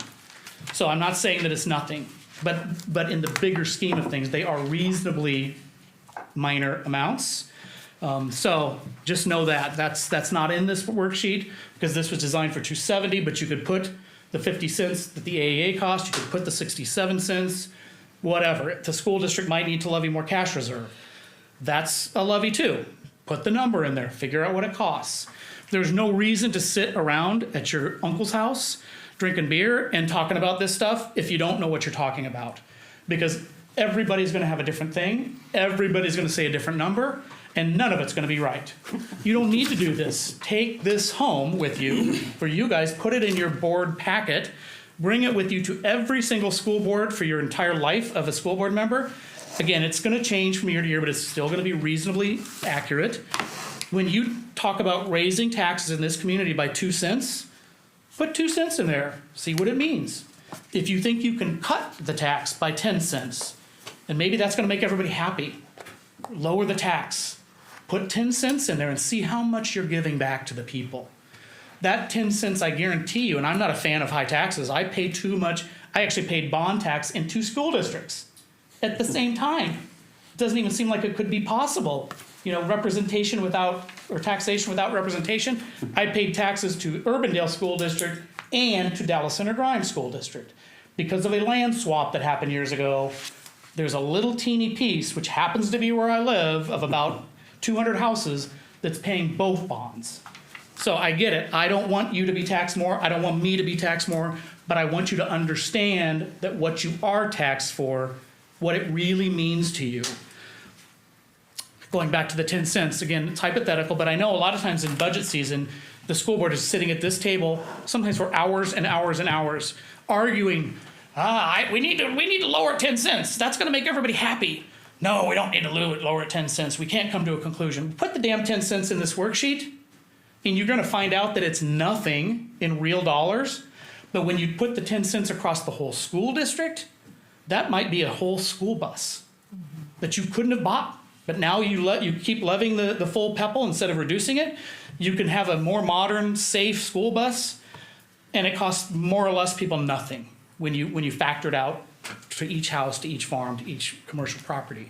Now again, I'm making that up. I'm not saying 10 cents is the number, but I'm just saying let's be reasonable. You have the number, you have the worksheet, use the worksheet instead of gossiping or listening to what your grandpa says or what your neighbor says. They may or may not know what they're talking about. This is not lying. And if you don't follow this as a citizen or as a school board member, call me. I will literally walk through your county assessor's website with you. I will show you where these numbers come from. I will show you your exact property. It's public information. I can look anytime I want and find out what you own. I can look at it and we can run through these numbers and it's gonna match literally within a couple dollars because I won't know about the family farm credit and your military credit and all that. It's gonna match to a couple dollars of what your tax bill actually is. So that's how I know, after doing this for 25 years, that this is correct. Because I know that people in communities all over the state, but specifically in this community, there have been some people that doubted that this was accurate. They have said at meetings when I wasn't present that what I was presenting was inaccurate or that I was literally lying to you. I don't need to lie to you. It's right on the county's website. You can find this information. You can do the math with a pencil and paper. This is accurate. So that's a lot of stuff there. It looks like on page 33, the increased PEPAL is calculated out. Is it on there? Did I think it's in the packet, if I'm reading it right. That's my question. Is that the right one? No, 33, unless you have an, I think you might be up. oh, you know what? You do have it, but it's not in this big packet. Yeah, that's right. For some reason, it's not in this packet, and it's not in my printed packet that I brought either. Gotcha. So you do have it in yours. The printed copy that's here at the table, that is the 33 cent, or excuse me, the 67 cent calculation. So it's in there. You can share that with other people. So the only other thing that I would want to talk about, and you can tell me how much in depth you want to go, is that the district is contemplating, this has all been hypothetical. This has all been maximum stuff. This is just how it works mechanically, blah, blah, blah, right? But the school board is actually contemplating a real project.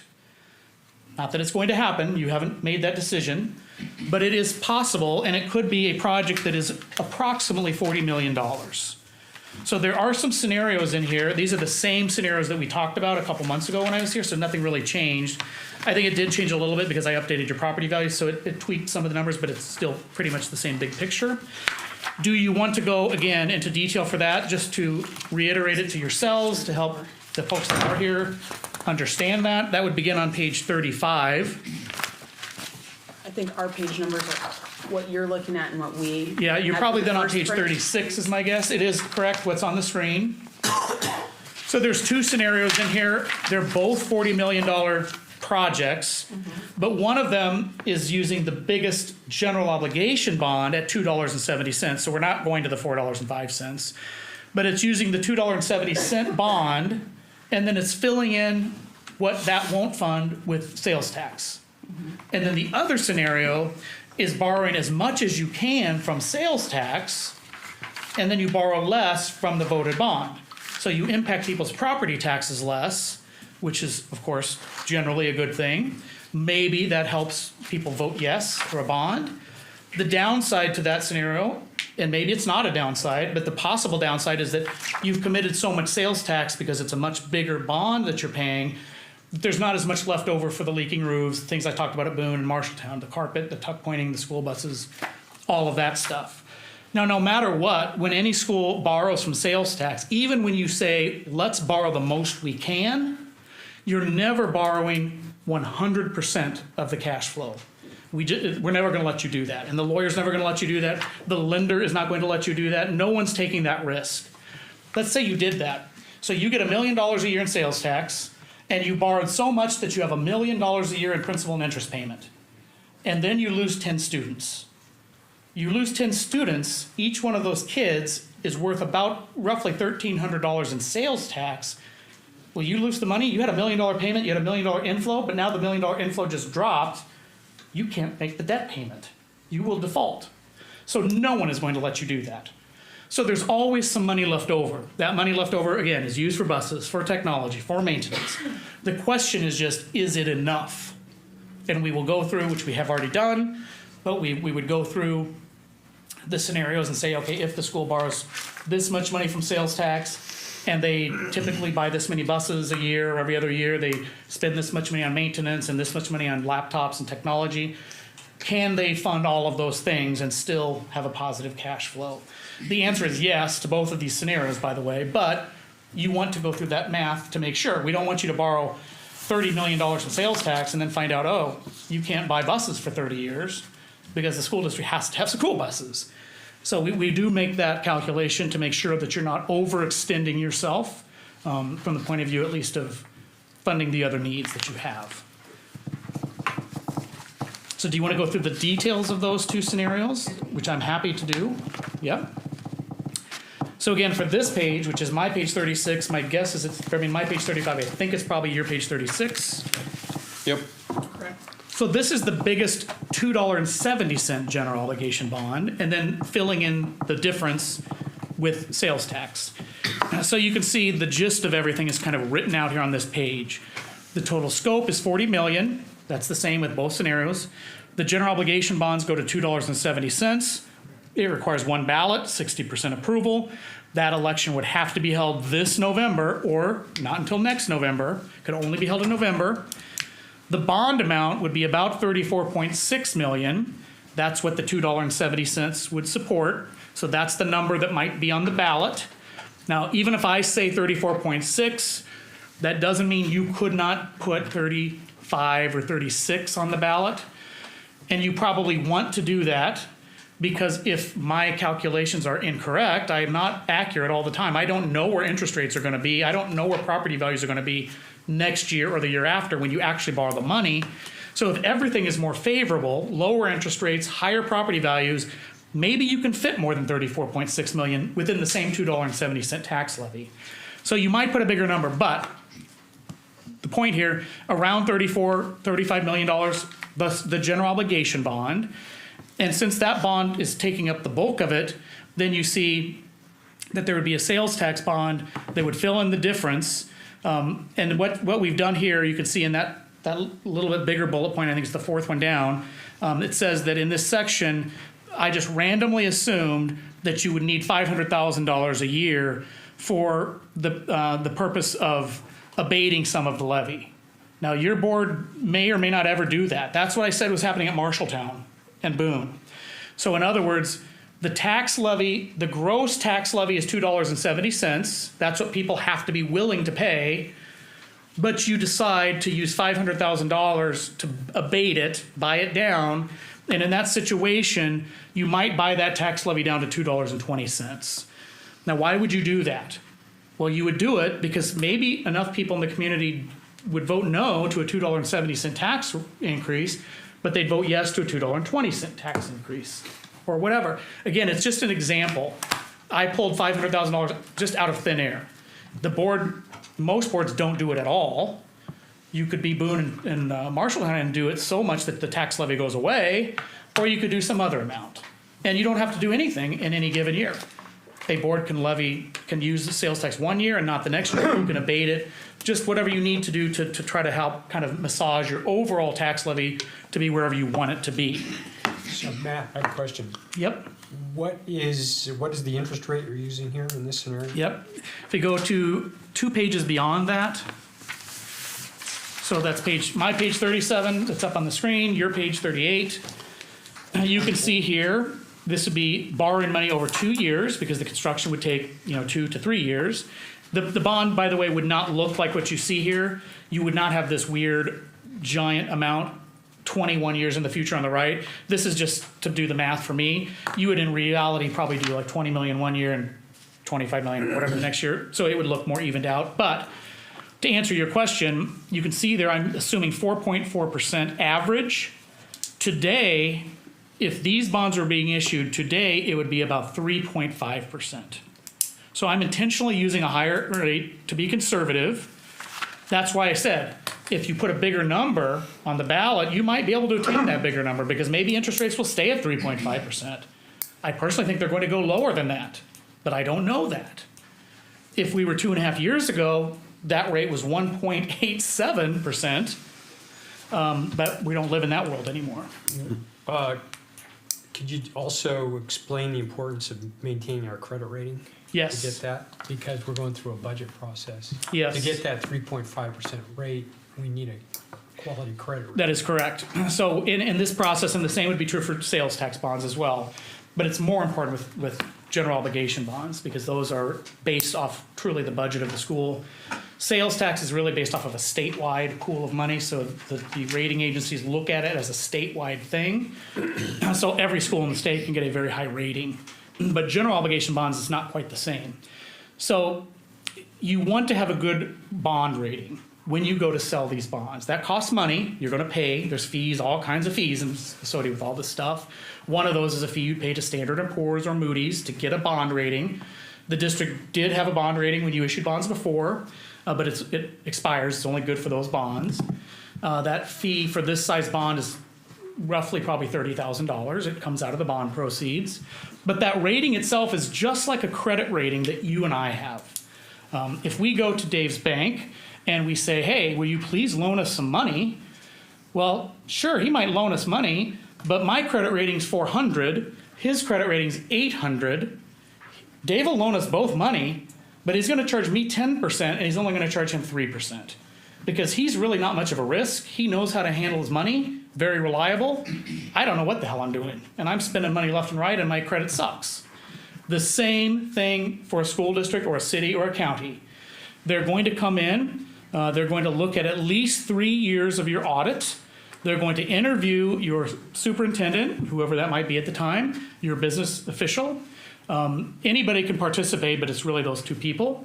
But if the school board members want to listen, they can. They will talk to you all about things going on in the community. They're going to talk to you about housing developments. They're going to talk to you about businesses coming to this community, leaving the community. Are businesses adding employment? Are you losing students? right? That's happened here to a neighboring district. That's happened. Why are you losing those students? They will ask. What's happening? Because those students are money, right? Those students are money. They will ask, they will look at property value histories to see over like a 10-year period of time, how consistent are your property valuations, tax levy rates, how many teachers have master's degrees, how many teachers have bachelor's degrees, how many school bus drivers you have, how many cooks you have. It's intense. They're looking at everything. But most importantly, they're looking at the school district's solvency ratio and your UAB, your unspent authorized budget. And weirdly true is that they don't care as much about your UAB as they do about your cash. That should not make sense, because in Iowa, and I know it makes sense to most of us that are just think commonsensically, you gotta have cash to pay the bills, right? Well, not really, because if they run out of cash, they can go to Dave's Bank and borrow money. But you can't just go and ask for more spending authority. The spending authority is what the state gives you, and that's the most important number to them. Now, they would love to see your spending authority and your solvency ratio at 30 or 40%. But that's completely ridiculous and unexpected. No citizen is going to tolerate you having that kind of balance, because you're not a bank. He's a bank, but you're not a bank. But you still do have to have a cash balance. It's not acceptable for the school board to spend their cash balance down to zero. It seems logical. Why wouldn't you? Why couldn't you? Like, you get money every year from the state and property owners. You get $1 million, so spend $1 million. Yeah, that makes kind of sense, but no, because there's too many unforeseen things that will happen during any particular school year. One of the most important ones is, of course, open enrolled in and out, and special education expenses that the district has to fund. You can't choose who walks through your school doors. And there's nothing wrong with any of the kids that are coming through your school doors. But the kids that come through your school doors in a wheelchair, again, there's nothing, those kids are just as important and can be just as successful as any other kid, but they require more assistance, right? They have to have somebody helping them a lot of times. Or if somebody doesn't speak English, they have to learn how to speak English. You have to provide that for them. You have no choice. Those kids that are open enrolling and going away from you to those private schools, I know I live right next to Des Moines Christian, if any of you know where that is in Des Moines. And if you go to Des Moines Christian and you're in a wheelchair, do you know what they can do? Mm-hmm. There's no law that says they don't say, get away from us. We only take the blonde, tall, blue-haired athletes, smart kids into school. They can literally do that. You can't do that. You take anyone that comes into your school building. It's by law, you have to do it. So you can't control the special ed costs. You can't control when 30 kids all of a sudden come to your district, but it's after budget season, so you couldn't factor them into your budget. But you got to teach them. You've got to have a teacher there. So you might have to hire an extra teacher, but you had no money budgeted for that teacher. That's a reality that happens all the time. So that's a lot of talking about, which is typical for me, as you know. But to answer your question, Dave, yes, you must have a good credit rating. That credit rating, the bond rating, is going to be A+ or A. It could be A-, but probably not for Fairfield. And it could be AA-, which would be even higher, but probably not for Fairfield. Very few schools get to that AA, and almost all of them are metro districts that have significantly growing enrollment.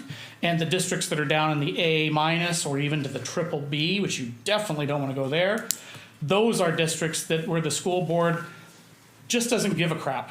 They just don't pay attention. They don't care what happens. They will not levy property taxes to fund the school properly. Well, their UAB goes down, their cash goes down, and so does their bond rating. My loan is going to cost 10% from Dave. His is only going to cost 4%. You don't keep up the finances of the school district, this borrowing is not going to be 3.5%. It might be 5%. Whereas we could go to Linmar, and they may get 3.5%. They may even get 3.4% because of the credit rating of the school district. So it's very, very important. And it's perfect time to be thinking about it now because you aren't imminently issuing bonds. You can actually do something about it. Too often we have this discussion and it's too late. You've already passed a bond and you're ready to issue the bonds. Well, they're looking at the last 3 years. Well, those last 3 years might be a train wreck. But right now you're getting ready to do a budget. You can change your cash position. Yes, It might require you to levy more property taxes. And yes, that can be painful, but it may be what's needed. And I'm not saying that's what is needed here. I'm just talking globally. These are things that happen. So many school board members just don't want to levy the property taxes, and I understand it. I don't want my school district to levy more taxes against me either. But if that's what it takes for the school to function, you must do it. That's what you're here for. You're not here to protect the residential homeowner and the ag land owner and the business owner. Yes, those are very important components, and yes, you do care about them. You're here to educate the kids that are in the school district, no matter what that takes. If it takes your tax levy to go up, so be it. If it allows your tax levy to go down, because that does happen too, great, the tax levy can go down and you can still educate the kids just like you have been. If you have an unspent authorized budget, a UAB balance that is, let's say, 30%, there are actually some schools that do. What that means is that school board, or the prior school boards that created that big balance, they weren't spending the money that the state allowed them to spend on the students who were in the school last year and the year before and the year before, et cetera. So those kids that were in the school, while this massive balance was built up, they weren't getting what was supposed to be given to them. Maybe you could have had more paras, you could have had more teachers' aides, you could have had smaller class sizes, you could have had newer buses, you could have had, whatever, super white paper instead of yellowing paper, whatever. You could do whatever it takes. You could have had a better experience for them, which might have made them smarter, maybe, I don't know. It might have made them better citizens, I don't know. But that's the point. The state allows you a certain amount. Again, you shouldn't spend that amount. You need to reserve some of it, but not massive amounts of it. I'm not saying you have massive amounts, but you do have large amounts. But lots of schools today have large amounts. So you're not any different than most of the schools in the state that have those large UAB balances. Because for so many years, it was kind of drilled into your heads, save money, save money, save money, which of course, you do want to do, but not at the expense of educating the kids. So you want to keep a reasonable UAB. What's a reasonable balance? It's up to you. You're the elected official, but it's probably, now again, Standard & Poor's and Moody's would like to see it 15 to 20%. I say what's reasonable is probably 10 to 15%. Your cash balance, that's your solvency ratio.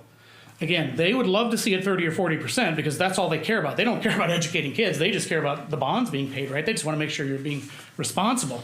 But you're not going to have a 30 or 40% cash balance because these people would be all over you and I'd be right on their back behind because they should be all over you in that situation. But you also can't let that balance fall to 2%. Because do you know what's going to happen in the next 5 years when the property taxes are cut? Income taxes are cut? I guarantee you there is going to be an across-the-board cut in the middle of a budget year, sometime in the next 5 years. And if you don't have a cash balance there, just like at your house, if you don't have a little kind of nest egg in case you lose your job for 3 months, what are you going to do? You're going to hope Dave will lend you some money to get through it. That's not going to happen with 330 schools around the state. And 10 years ago, no school had that balance. Every school, every fall, was borrowing from a program called ISCAP, Iowa School Cash Anticipation Program. That program doesn't exist today because schools built their cash balances up. They did the right thing. They don't need to borrow in the fall. There's maybe one or two that do, but most schools don't, and you don't need to. But that doesn't mean you need to have super high balances either. There's something in between that's reasonable. What would you say reasonable solvency is? Well, again, that's up to the school board and up to the community, but the School Board Association, they agreed with us. We had a discussion with them about 2 years ago now. They used to say that they thought it should be 5 to 8%. For many, many years, that's what the school board's official policy was. And we said to them, because we work with about 95% of the schools in the state, so we go to Standard & Poor's and we go to Moody's every day, we're talking to them.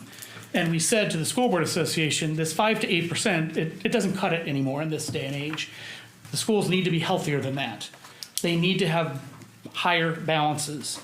So we had this discussion with them, and now their official recommendation to you, I believe, and I don't know the exact number, so I might be misquoting this, but I think they now say 8 to 17% or 10 to 17%. It's something like that. It's on their website.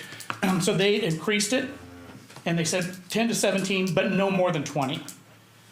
And if it's more than 20, you can't levy cash reserve anyway.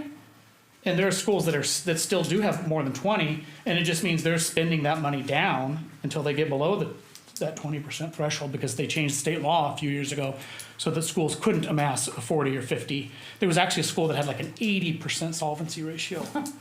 They had enough money saved to cover 80% of an entire year's budget. That's ridiculous. Can we summarize the conversation that we've had specific to, I think it's been mentioned a couple times, that we're navigating through a budget correction. And so as we think about the implications of the various levies, could we summarize by summarizing the direct and indirect impacts of those levies changing, like the voted PEPL, like a cash reserve levy?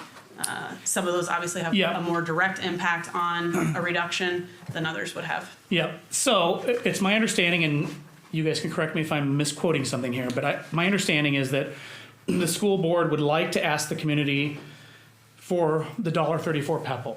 So that would be an increase in property taxes of 67 cents. They also would need to reduce the general fund.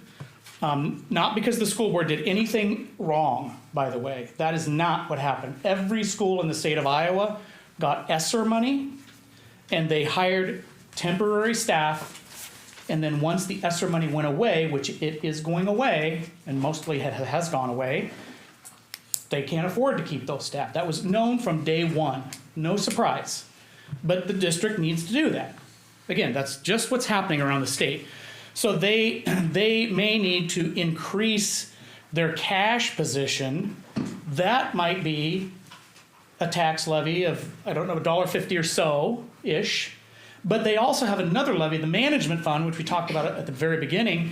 That fund has a lot of money in it, so they don't really need to keep levying, at least not now. They may have to come back, or they will have to come back a couple years from now, who knows, 5 years, 2 years, 6 years, whatever.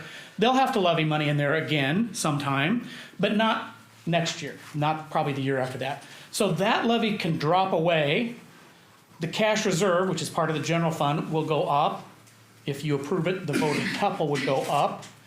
But the net effect of all of that, once all of those things have been offset against each other, is that the tax levy would go up about $2, the net impact. So that would be higher PEPL, higher cash reserve to help the fiscal health of the district, lower management fund, net around $2.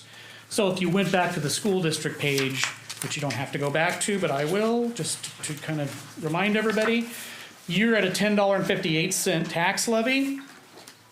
Again, that's where Solon's at 16, Benton Schulzberg's at 15.50. So let's say you did add, let's just say you added $2.40, just because that would take it's roughly $10.60, that would take your tax levy to $13. Let's just hypothetically say that's what happened. You still would be below 1, 2, 3, 4, 5, 6, 7, 8, 7, excuse me. You still would be below 7 of the 11 districts on here, even after the district did those changes. You'd still be significantly below these other districts in their tax levy. Not that that's important. As I said, don't look at everybody else's taxes and say, why can't we be like them? Why can't we be like them? Your situation is different in every year. Your city, your county, your school, etc. But so maybe if all of those things were to happen, and again, those are going to take actions of the board, potentially a vote of the community for the PEPL, possibly a $2 tax increase. You can put $2 in that tax worksheet and you can figure out what that might be to you. Again, it's an impact, probably not significant to most people, but to some people, certainly it is. It's not because there's been a mistake made or anything like that. It's just the normal workings of this school district and many, many others around the state that are now dealing with the loss of that free government money that was the ESSER money. Does Does that answer that question? It does, and I would also just remind the board, back to our conversation in December when the board targeted, the reduction amount, that did have some, assumptions as far as maximizing cash reserve levy.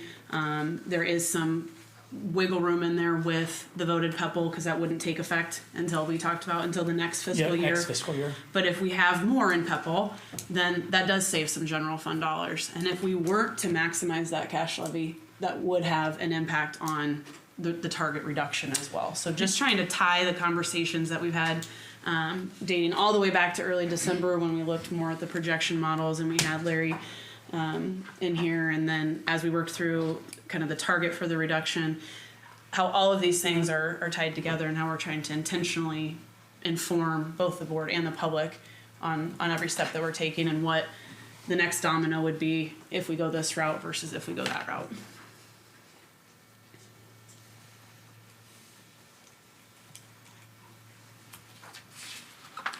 Any more questions? It's a lot of info. I thank you for all of this and on this whole packet. Yeah, unless you guys have other questions, which is fine, I'm gonna leave because I know you have some other business. But just to point out the obvious, if you have questions of your own, you guys have questions, funnel them through the superintendent or the business manager. You're welcome to call me directly or email me, but I'm not going to email or talk to you back. I'm gonna send any answer through the school board. That's just the way it works, so that nobody's getting information that not everybody has. You're welcome to ask questions at any time. If you wanna see the $40 million project changes to 35 million, changes to 30 million, changes to 45 million, just send me an email and say, hey, let's update that. We're gonna do this, and maybe we're not gonna do it for a year or 2 years. That's gonna make a difference, because property values will be different, et cetera, so we can recalculate it all at any time. So don't go down the path of making any kinds of decisions if you don't feel like you know the answers to things. You're the ones that vote yes and no. You're the ones that control people's property taxes, so you better understand it. And I'm more than willing to help you understand as much as I can possibly help you understand. So thank you guys. Thanks, Thank Matt. you. Thank you. Appreciate it. I think we all understand it a little bit more than we did earlier today, so that's awesome. All right. Next point on the agenda, superintendent update. Awesome. John, do you want to put that on the screen? I see it up on his. So I want to work through this quickly because I know we have some public participation, and I think this will segue nicely to a couple of points that the public are here to make as well. I want to start out the update by celebrating a couple of things that are very timely. And there was a social media thing, a post that went out today just commending our amazing facilities team, the work that they have put in over the last, they're always very hardworking, but in the last week and a half, what they've had to come in and do and the hours that they've had to put in to have school ready to go when we were ready to go last Thursday, and then again to be ready for tomorrow. It's one issue after the next. Those cold temperatures just throw a lot of curveballs at everyone. It was just a ton of snow, and I just really want to recognize them and commend their hard work, dedication, the hours that they're putting in.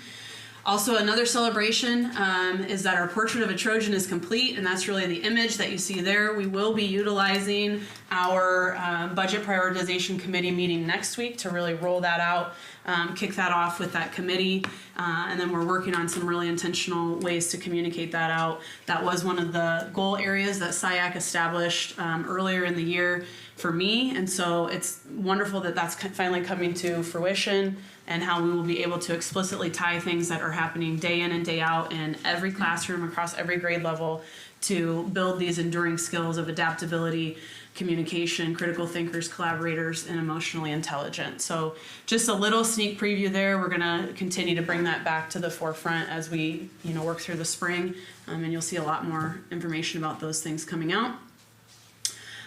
What's been going on? There was a struggle there because since we've had our last board meeting, I think we've only had like 9 days of school or something like that. So obviously there were some snow days here recently. We just communicated with staff and families yesterday on the impact that that would have to the school calendar. So in the calendar that was approved by the board last year, we did have that explanation that the first 2 student snow days would be forgiven, and then after that we would start adding those days onto the end of the school year. So we've pushed the end of the school year back 2 days, and we're also working in a flexible way for teachers to fulfill their responsibilities with the contract, but also have some flexibility in that too.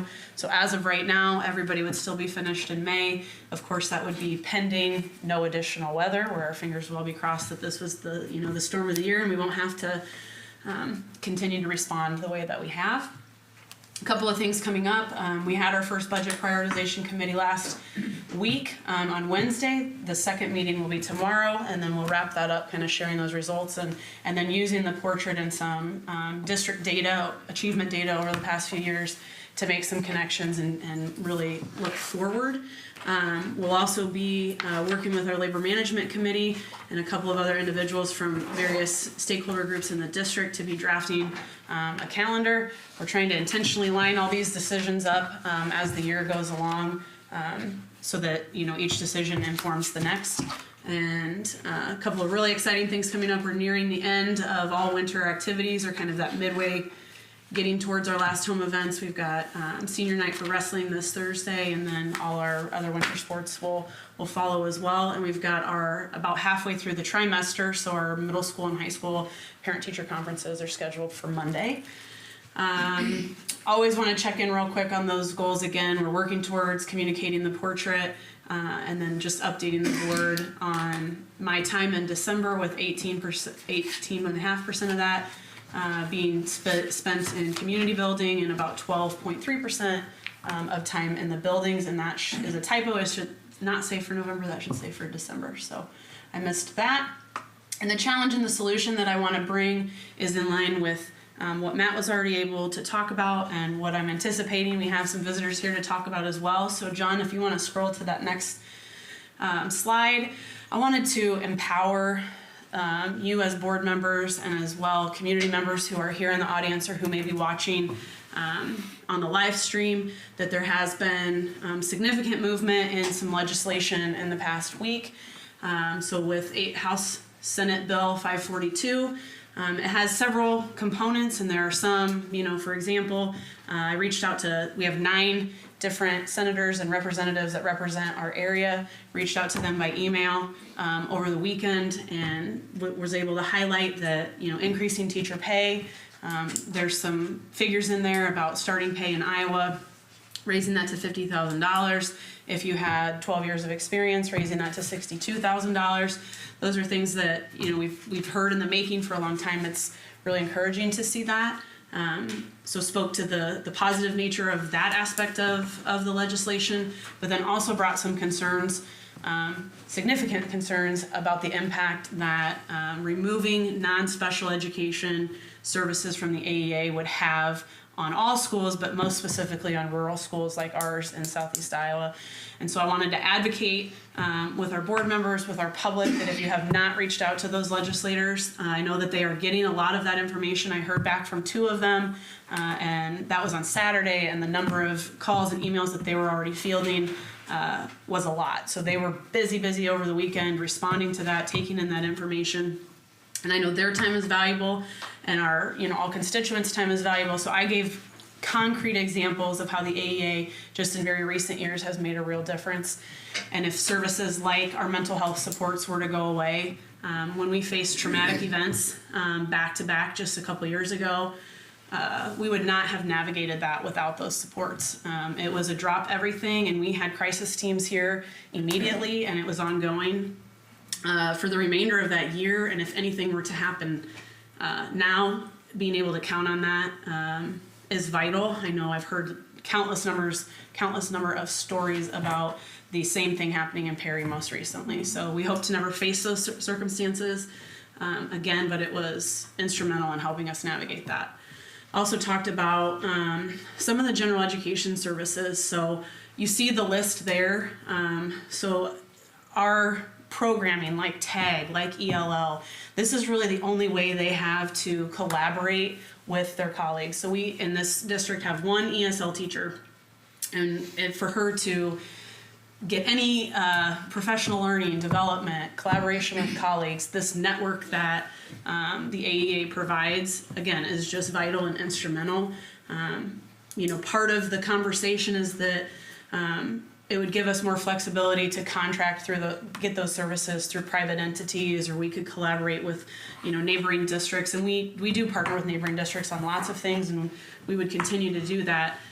But I struggle with how that would be more efficient or timely for us to create our own mini AEA when we have the AEA that's serving us already. As far as at Washington this year, I gave this concrete example with the legislator. We're implementing new reading curriculum. And the vendor that provides that does have professional development that they have come in and helped onboard our teachers into that. It's very costly. So if you're talking about a professional development provider coming in for a day, you're looking at a probably $3,000 bill minimum. That's not a local person, could be a person not from Iowa, not connected to our teachers. They're valuable, they serve a purpose, but for us to contract all of those services, it's not going to provide the funding for us to do that. And so it's going to be yet another way that what's going to have to go so that we can continue to provide the robust learning experiences that our students deserve. So there's a lot of information on there. If you have questions or want to brainstorm what those conversations or emails might look like, I'm happy to continue to have more of those conversations. I did send out an email that to staff before the weekend, have heard back from several of them that they reached out and have gotten responses as well. So it's just, and then Matt really brought the conversation home, or put it in perspective that the taxes that we're paying for these services, what that 50 cent in theory value costs to us as individual taxpayers, and what those services are able to provide on a wide scale. So they are vital, and I just can't emphasize enough that if that were to happen, it would mean a very different school experience for our students and staff in Fairfield School District. Last thing I had on my update, I just wanted to remind the board and then also communicate with the public that we are in the process of moving our board management system from the thick 300-page packets here to the digital platform, which is called Diligent Community. The board has a webinar scheduled for Friday. If you're not able to attend on Friday, we'll record that and get that to you. And the public can look forward to some posts coming out on the website, as well as on however you follow us on the app or through social media, where we'll have some short videos about how the public can engage with that platform, how you can log in, put your email in there, or sign up, put your email in there, and then anytime something's posted, like an agenda or the meeting tomorrow night, that it would automatically come right to you, so you can stay really well informed of any action that's taking place on the board level and throughout the district. So look for more information on that coming soon. Did you use Diligent for this one? We are building it in Diligent. It's not live right now to go to it, so we're going to wait until the board has the opportunity to engage with that webinar and get your login and be able to see it. And then we will probably, for the next 6 or 8 weeks, kind of do it in both places, so that people that are used to getting the email sent out from Chris, that you would still get that. And again, just try to help people get switched over and go to that digital platform that allows us to just organize things in a more efficient manner. Keep people updated. Yeah, I'm excited to see it. Yep. All right, any questions? All right, moving on to public participation. On behalf of fellow board members, at this time, I would like to invite any member of the audience that has filled out the form to step to the microphone with comments about items of interest or concern. Although we meet in public, we do not meet with the public, and as such, the board cannot comment or answer questions. Please begin by saying your name in relationship to the school. It would be appreciated if you would limit your comments to 5 minutes.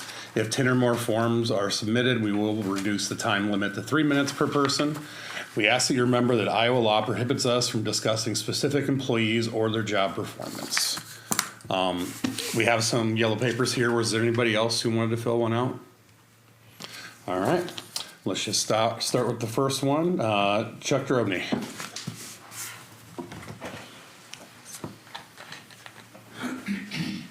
Thank you very much for allowing me this opportunity.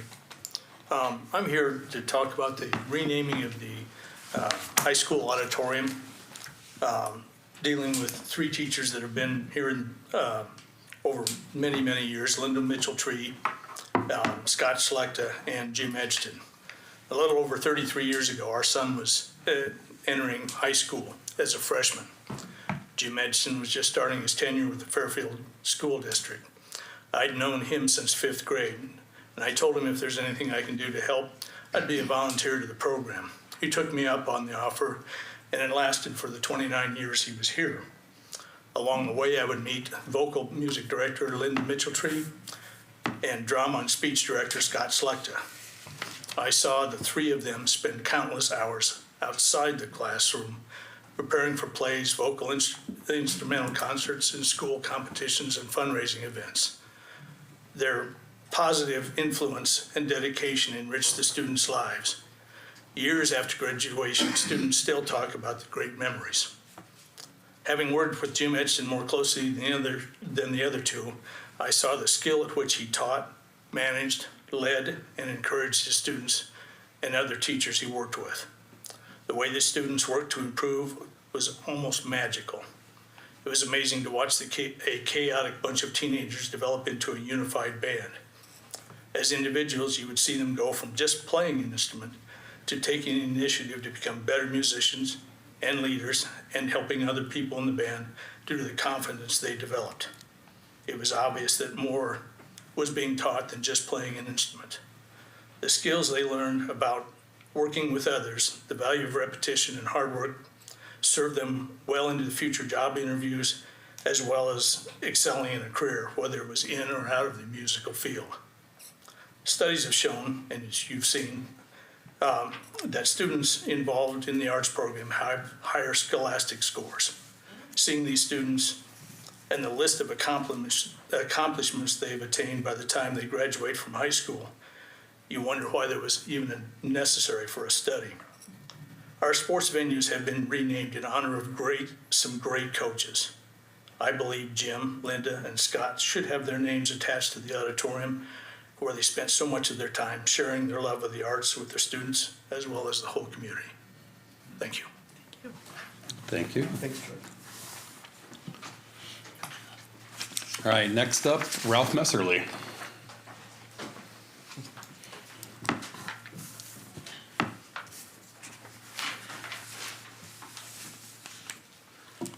I didn't know that he's coming. I wouldn't have to do this at all.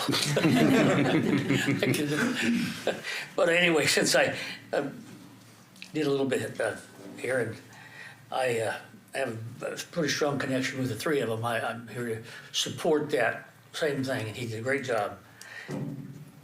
So again, for those of you who don't know, I'm Ralph Messerly. My connection to the school, 38 years. I was a counselor, a coach, assistant principal, and a school board member for 4 years. That was quite an experience. It was a really good experience. I learned so much, it wasn't funny. And it made me really, really understand what it takes to run a school board. You guys, you're doing a good job, and we wish you well, because you're gonna get some tough things going, and you really. Anyway, actually, we've been naming things in this district for quite a while, and just to give you a few examples, Larry Gilpin, they named the Commons after him. Bill Strawhacker, the new press box. Gordon Brookhart and Lee Crew, the Trojan Relays. the Trojan Plaza by the concession stand was named after Fred Beener and Jim Evans. And Pearl Smith's the football field, Dan Green, the high school gym, and my family, the wrestling facility. And it's a great feeling. It's just a good lifting experience to have it happen. So these three are going to feel the same way, and they're every bit as qualified or more so. And anyway, so it brings us back to this situation of naming the high school auditorium in honor of these outstanding teachers, and you know who the three are, who taught for many years at FHS and put in a lot of time for in developing their band course and speech programs. I mean, they just were really good at what they did. And when you think about it, they probably had, the three of them probably had more students over the years than anybody else did. I mean, a lot of kids are out for athletics, a lot of kids are out for this and that, but they had a lot of kids. It wasn't unusual for them to have half a student body. We had to build. I can remember we built the music room when we hired Mitchell Tree, and John Kelly, superintendent, says, "Hey, how many seats do you think we ought to have?" I said, "I don't know. We only have 35 kids in the program right now, and we just hired her from Van Buren. We've been trying to get her for a long time." And anyway, she said, "Let's just go 75 kids." So we did. In 2 years, she outgrew it. And we had, before she left, we had to, if she wanted the whole group at one time, they had to get on the stage in the auditorium. That's good. I mean, that's good to see. And Jim did a great job, and so did Scott. So I can't speak highly enough of them. And they also not just did things for the school. They were always doing extra things. You needed, they say if you give busy people something to do, they'll get it done. And they were, and they did. They just were really good. I can personally attest to their excellence in academics and activity programs because I had the opportunity to hire all three of them, had the opportunity to be their principal, and they taught me a lot. Sometimes they had to tell me that. But they were really good. I'm telling you, it's just time, I guess, I think. It's just time that we've done a lot, as you know, for athletics and all that sort of thing, and we should have. And they all did nice jobs too. We haven't really done this kind of thing for the performing arts. And so I think it's time that we do that, and couldn't find better people. So I recommend them heartily for this honor. One further comment and thought for each of you to consider, and I know you know this, but I've been there in those very chairs, is the importance of your position as a school board member. You folks actually are charged with it. You know this, but it's important that you're actually charged with the district's success in all areas, including finance. And boy, did he do a good job on finance. We had him when I was on the board doing things. And wow, he knows what's going on. It takes a lot of time and effort to get the tremendous job of seeing our students. And he mentioned this too. Anybody that really understands this business, that's what we're here for.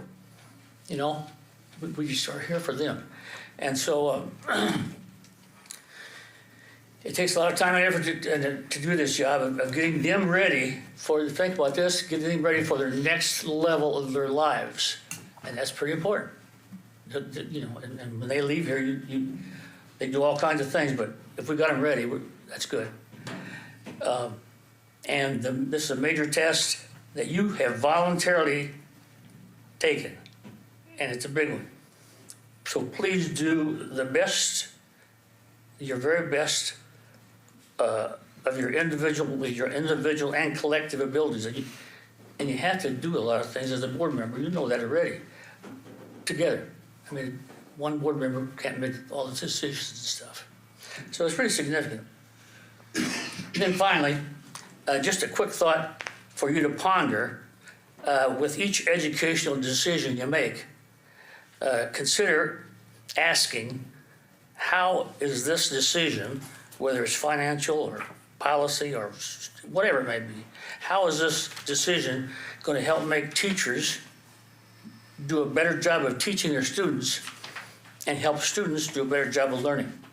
That's two big things. And so I guess as an administrator, having been there, it's really significant that we get the teachers fired up and stay fired up about doing what they can do with their kids, and then we'll be in good shape. You guys, good luck. It's great. Thank you. Thank you, Mr. Messerly. All right, next up, Emily Bemis.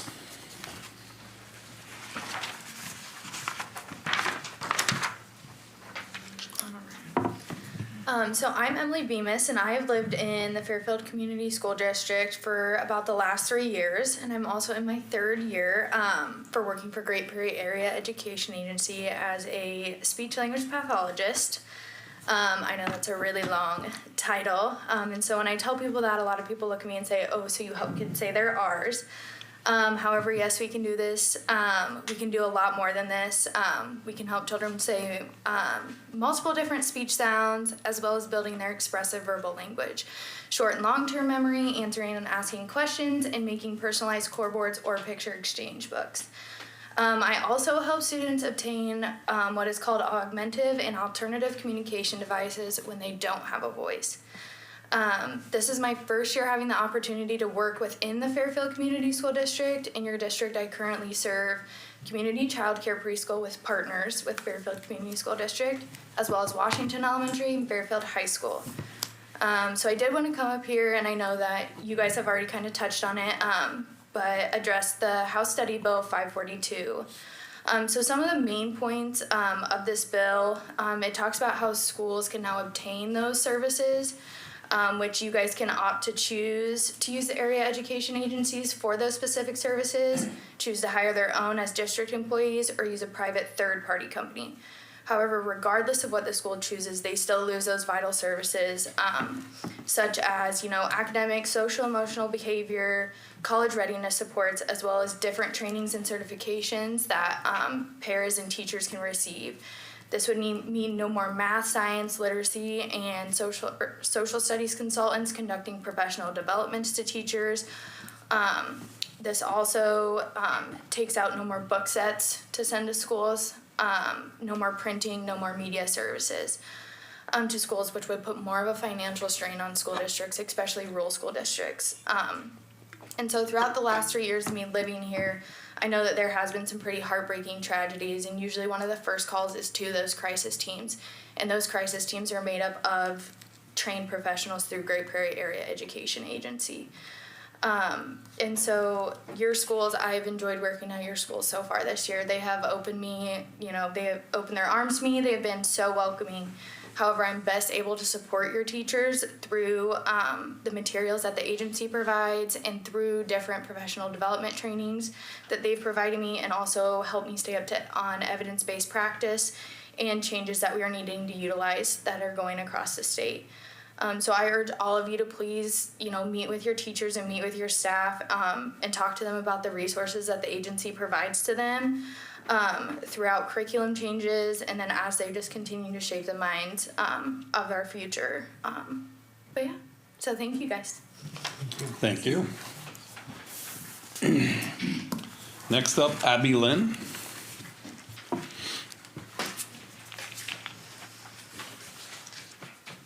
Good evening.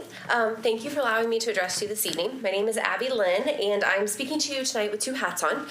First, I am a mother of two little boys who will be starting in Fairfield School District. Next year, my oldest will start at Washington for preschool, although every time we drive by any of the buildings in town, he says he's ready for kindergarten. I also join you as the Special Education Coordinator for Great Prairie AEA, or GPAEA.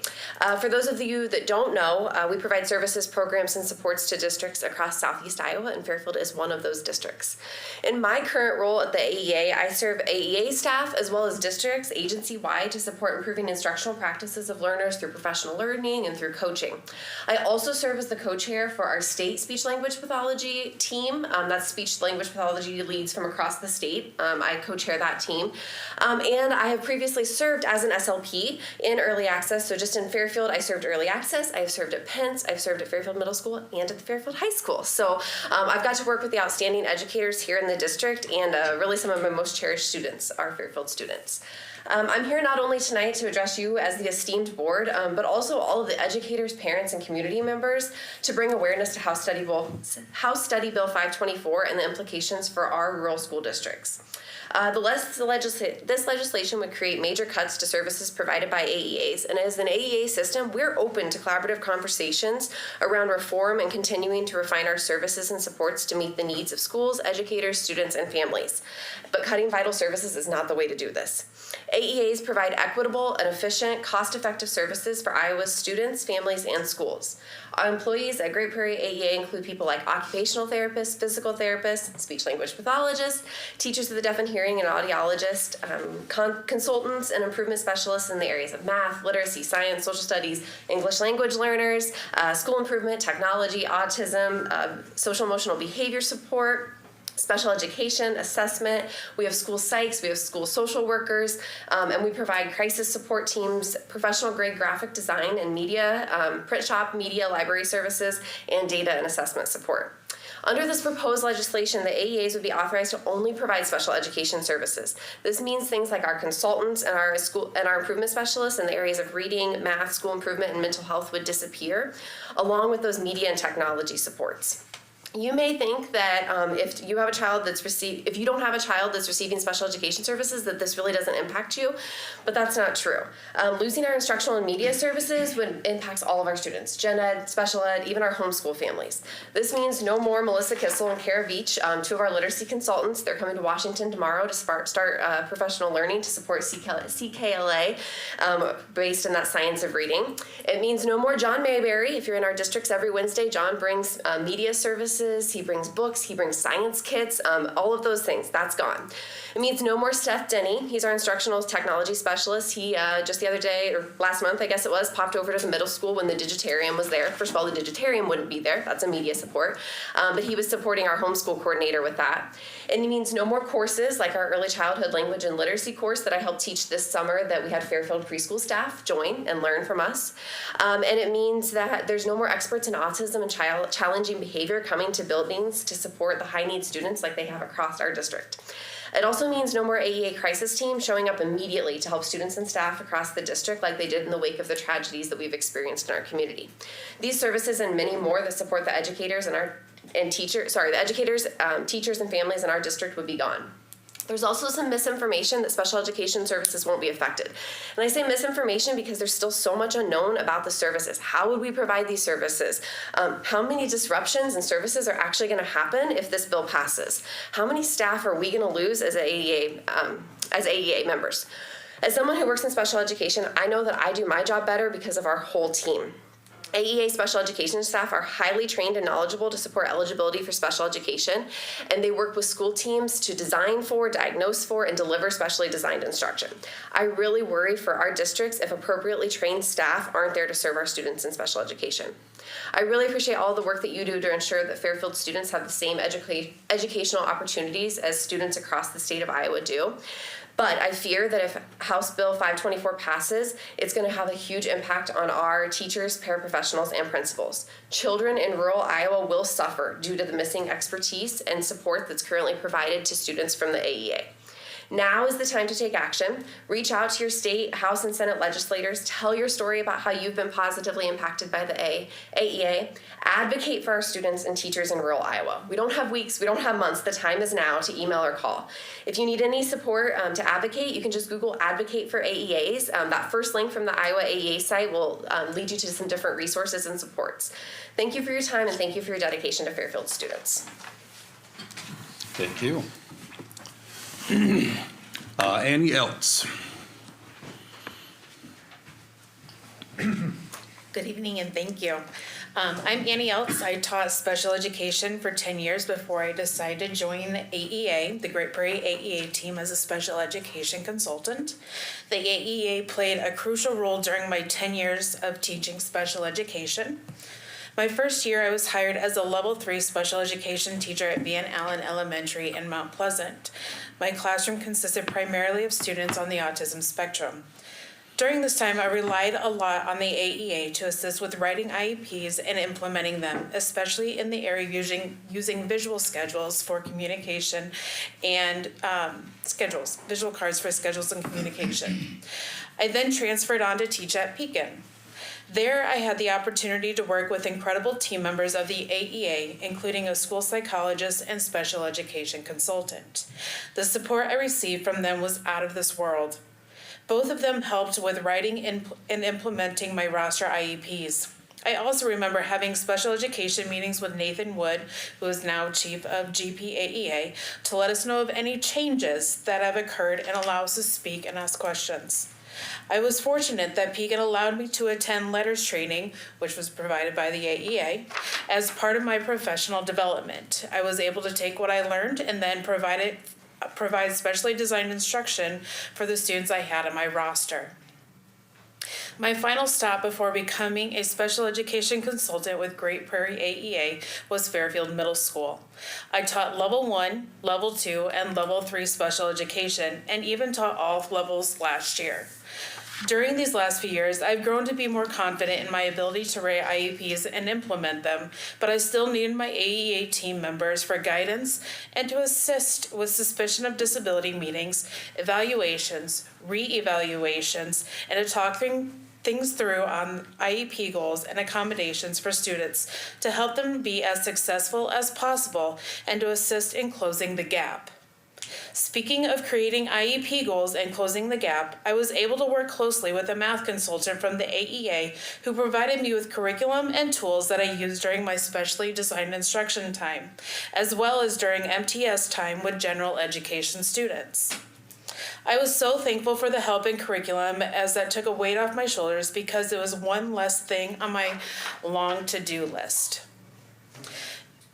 House Bill 542 would be detrimental not only to schools, but to families and communities because we provide services from birth to age 21. Some families need multiple therapists that the AEA provides to help their child be successful. This would be almost impossible to afford privately, but comes at no cost to the family because of the AEA. Administrators, general education teachers, special education teachers, and families need AEAs. As a special education consultant with the AEA, I meet with all levels of administration, general education teachers, special education teachers, and paraprofessionals, among many other families. I assist in planning interventions with general education teachers and provide support for behavior management in their classroom. I also assist special education teachers in planning, writing, and implementing IEPs. I coach them on how to provide the specially designed instruction, work through and debrief after social and emotional meltdowns, and help with how to collect data as well as collecting that data. Lastly, I collaborate with administrators on best practice for social emotional behavioral difficulties during school. Thank you. Thank you. All right. Moving into new business. First item on the agenda is to approve board policies for review as presented. Do I hear a motion? I move approval. Second. All right. Dave and Mark. And discussion. I would like to jump in and just draw the board's attention to the way we have the board policies split out in the agenda. So for board policies that we do not recommend changes for, we're gonna start building the routine to have those as our first approval. And then you'll see how we have been working through recommendations with our board policies that we're recommending with some changes, and then obviously our second readings, typical to how we have been kind of running those meetings. But these would be policies that are for review, not recommending changes. And there are some in there relative to board business, rules of order, board meeting agenda, and then also our reduction in force policies for both licensed employees and classified employees as well. I felt it was very timely for us to review those at this stage of our budget correction of that reduction process, just to bring those to review for everybody's awareness.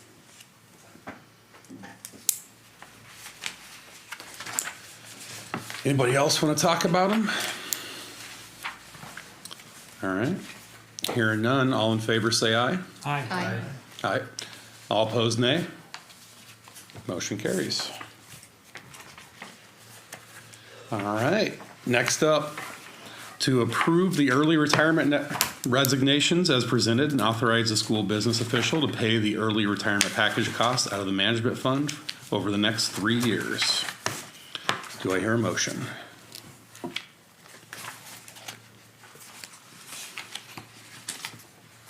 So moved. Is there a second? Second. All right, Megan and Mark. And discussion. I would start again by highlighting that the total combined years of service for our employees who submitted their intention to retire is 241 total years of service to the district. That is a huge number, the number of students and families that these educators have impacted over their collective 241 years. You just can't speak enough to that. So very deserving, and it's a benefit that we're so grateful to have been able to offer to our longstanding employees that have given so much to the students and families of Fairfield. I would like to just include this came in at 50% under budget. So with that being said, I will probably have a proposal to drop our management levy next year, which is a property tax saving of about 45 cents. Because we can sustain that fund for a year or two before we have to levy for that again. So we're under budget, and I plan on dropping that tax off pending board approval. So. Do we have a dollar amount as far as savings goes? What our savings will be in our general fund by offering this? So I think in order to get to that estimate, we'll have to continue to work through the prioritization process. So yes, some of the positions of people that are retiring show up in those potential additional packages, and where the committee prioritizes, where our administrators prioritize, and ultimately the recommendation that I bring forward and that the board then acts on would impact what that would look like. So we went with the route of let's work through the process that we've outlined to prioritize the roles and responsibilities of the individuals that have retired. Certainly, that is a consideration to make, at the February board meeting when we're looking at that reduction decision. As far as where all of that shakes out. How does it work when these teachers retire? I mean, are they still able to work for the district if they choose, or how does that work? Because these are all going to be really, high quality teachers that are going to be difficult to replace, and we've already been having trouble filling those positions. So I just want to kind of know what our game plan will be to refill these positions if we do. Yeah, so there's an affidavit in there that says that they all signed that they do tend to be retired, but by mutual agreement they can come back and work for the district. They can coach and they can sub. Yeah. So our intent would be to, pending all the budget recommendations and all the postings, to post for the position, hire the position if it stays afloat. If we can't fill it, we could call them and go, hey, are you willing to come back for a 1-year contract and fill this position? So they have that opportunity. Because as you guys know, I was one of the board members that did vote against offering this, and one of my biggest concerns was, first of all, was being able to fill these positions, because we're already struggling in a lot of areas in the district in filling positions. And these are really good teachers, but by the same token, I'm looking down this list, and we had a really good group apply for this. Great teachers who have done years of service. I mean, individuals in there that have been in the district since almost I was born. So it's well deserved. Absolutely. Absolutely. It's my understanding that I wasn't on the board last time we offered this, but I think we used to have language that was more restrictive of them coming back, and we loosened that now. I think it used to be that they couldn't come back after they took the retirement, and now we've loosened it so that we can mutually bring them back. Is that correct? Correct. That's correct. In 21, they were not allowed to come back and work for us pretty much ever again, but they could go to a neighboring district, and now we said, let's provide language in there by mutual agreement. And by that, the superintendent could say, hey, we need you. Would you like to come work for us? Pending board approval, of course, but So if we do that, do you have to offer those teachers their previous salary, or how does that work? Because if you offer them the same salary they had, then essentially that doesn't give us any savings to the general fund. So how would that work? so currently, I mean, and that's, kind of just, I'd say, the risk of running an early retirement. So currently, we do not have a cap in anything on our teacher salary schedule. For the years you are experienced in and your education level is the pay you'll get, so it'll be the fair wage according to the negotiated contract. So if they come back, it'd be a wash. The savings in the general fund would come mainly in two ways. You hire a cheaper teacher, or you don't backfill the position. That's the real savings at it. So that's the only way to get the general fund savings, so. And if they were to return, their insurance is still paid through this? Through management in their retirement, or that would change?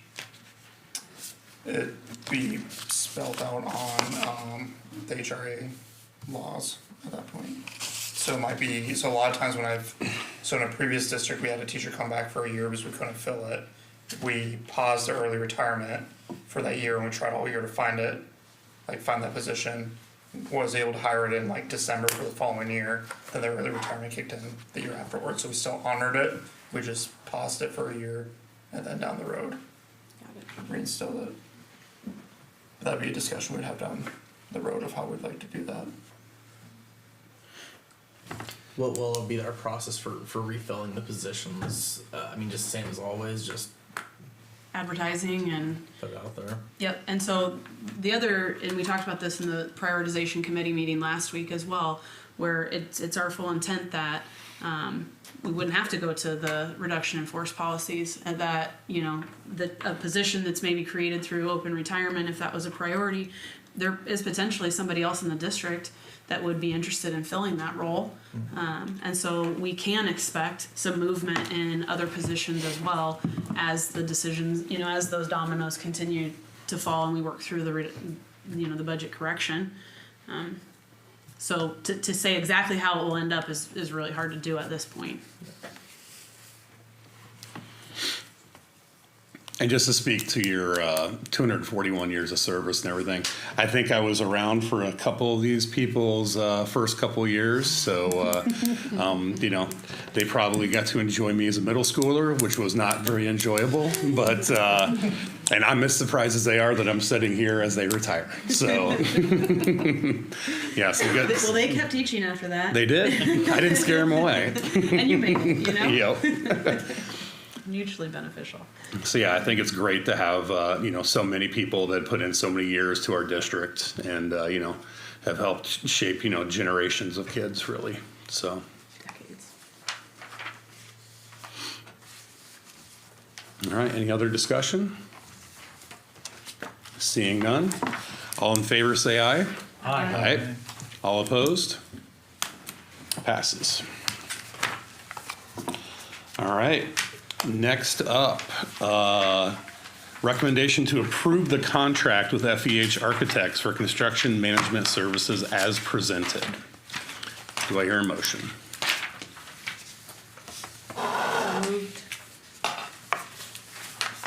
Second. All right, Megan and Mark. And discussion. So they've been, FEH is the company that we chose before, and our contract went through last year. Was it longer than just last year? I think that we would go back about 18 months of 18 months. partnership with FEH. And I think this extension is, I think we were going to try originally to get a bond on our bond referendum in front of voters last year, which did not happen. So that's why we'd be, extending it to look at one this year. Yep, and so they most recently would have visited the district, actually the last time that Matt was here. I think that would have been right around early November. I can't remember if it was before the election or after the election, but I think it was before, right? think it was right before. before the election, so to give updates on the survey results that they've had. And I would just emphasize that this would be to continue our partnership with them. It's not saying that we are, that a decision has been made about how we would utilize them and what those next steps would be. It's continuing the service or the availability of the service as we have been utilizing it for the past 18, I'd have to go back, I'm estimating the 18 months. And it's just services as needed, Correct. a la carte. Yep, and that's why you see the Right, the fee scale no there. retainer, anything like that. If we were to do a bond referendum, we'd be asking them to do quite a bit for us, so. Yeah, my only question on this was what's our plan? Because I mean, I was in that meeting whenever they came, and it was kind of a thanks for your insight. We've done nothing with it since. So, I mean, I know it's just time and materials as we use them. It's just a matter of what's the plan for them. And the bigger question is, are they the right one? I don't know. I haven't been in enough since the end of last year to really know. It's a matter of me, Mark, you and Ty can talk to the previous couple years of what they provided us. Because, I mean, from a newly board member, there's not much there. So Yeah, I understand that. So when we chose, and Ty, you can when we chose FEH, we were coming off the previous bond issue, and we interviewed, 5 or 6 different firms, wasn't that right, Ty? Yeah, we had an RFP out, and we looked at quite a few firms. And FEH at the time, they came off as the most impressive. I will agree. I've sat through a lot of meetings, in the previous trying to put together what our plans were, and I wasn't overly impressed with how they went. I feel like that. I think that they know that. I'm hoping there's going to be some improvement there. Obviously, if we go down that process of looking at another bond, we're gonna have to find a way to better communicate. I think the biggest issue was a lot of those meetings that we sat through. There wasn't a lot of direction in them. It kind of was a free for all, so it was hard to maintain course. So I think I could understand your frustration. But of the firms that we sat through, that was the only one I was interested in. We'll put it that way. So, and Ty, you can allude on that. I mean, it'd be interesting if you could do an alternate reality where we picked another company, and if those meetings would have been any different. Because I don't know. Yeah, it's one of those things where probably running them as good as you can with the group of people that we have, and trying to get together a long-term plan for that. But when we go to the previous bond, I think kind of when I started the process of wanting to join this board, I went to the initial meetings with the previous firm about the old school, and I thought that they were done terribly bad. So when I sat in the seat, I had no interest whatsoever of hiring that previous firm. So I mean, I was looking for someone different, and they were the ones that stuck out to us the most. And Tim, who also used to be on the board or whatever, he'd had a lot of previous experience at FEH up at Muscatine, and he said, in his opinion, they were one of the best firms that he had worked with and dealt with in 12 years of being on a board, or whatever it was. So there was a lot of different factors that went into hiring them, but at the end of the day, I think that was a pretty well unanimous that we had all chosen FEH, if I recall, which was a tough decision because we really did like that with the previous firm, but we couldn't put all that time, energy, and money into trying to pass another bond and have the same results. We had to try something different. So, And our previous one, it was the year 2020, the first year of COVID. So yeah, there was just a lot of oddities with that and trying to get it passed, and no one was very happy that didn't get passed. I know FEH, I think a lot of their hesitation, probably you are feeling, is the fact that we haven't decided if we're running one yet. They've done the surveys, they've kind of given us a bunch of data, and now they're really kind of just waiting for us to utilize them more. Because they'll be the ones helping us to figure out exactly what that bond looks like, exactly what we're going to be, putting on the putting on the ballots for people, if it's gonna be a new building this, if it's gonna be addition here, that kind of stuff. They're gonna help us kind of craft that. Oh, so they didn't do that last time? That wasn't part of the outcome? FEH wasn't our company last time. Oh, I see. I'm just saying, I think they're waiting for us to say, hey, we are gonna move forward. Okay. There was a lot of factors that in the last bond. There was a lot of factors that tied into that. I think the most important reason it went so poorly was the lack of communication from the previous firm, and we kind of felt like that was going to be better with FEH. I don't know if it has been yet, but me personally as a citizen, not being involved in the district at that time, I wasn't even aware there was a bond coming up until 30 days before it came up, and then I started going to these meetings, and I was one of 3 people standing in the crowd at half of them, and that's kind of how I started to build a relationship with people on the board, and then decided to run. So here we are. So Yep. So far, they've just completed surveys of the community post that, failed bond. We had some committees where there would be 30, 40 people in the middle school library, and we'd get together and we'd discuss things. Some boards. Yeah, and then they did the big survey. And when did they even complete the survey? Would have been over the summer, maybe? Well, it would have been in last year. So we would have started those conversations in August of 22. Okay. When we were, I can't remember the acronym, ATF. It was a task force Yes, of some it was kind something where like we were that, meeting yeah. at the middle school. And they worked through the process that they do to gather that information. Then they had the, last fall, they had the big event here where everybody came, and they had their architects here, and they were, drawing designs on the spot to be able to provide, I don't remember if they got to like 13, 14, 15 different options, and then that's what they utilized in the survey, and the results of that survey were what they came back then when we met late October, early November, to kind of say, this is the feedback that we got on what we feel like the community would be willing to, the amount they'd be willing to bond to. These are different options for projects. And that's ultimately why Matt brought back the scenarios around the $40 million projects, because in that October, November discussion, that was kind of the narrowed down focus of the group. And so again, wouldn't be locking us into saying we're doing a bond, we're gonna run a bond in November, but it would continue that progress towards future facilities improvements, and they would be there if that was the direction the board did choose to go. It is somewhat of a timing issue as well, as far as having the a voted PEPL on a ballot in March.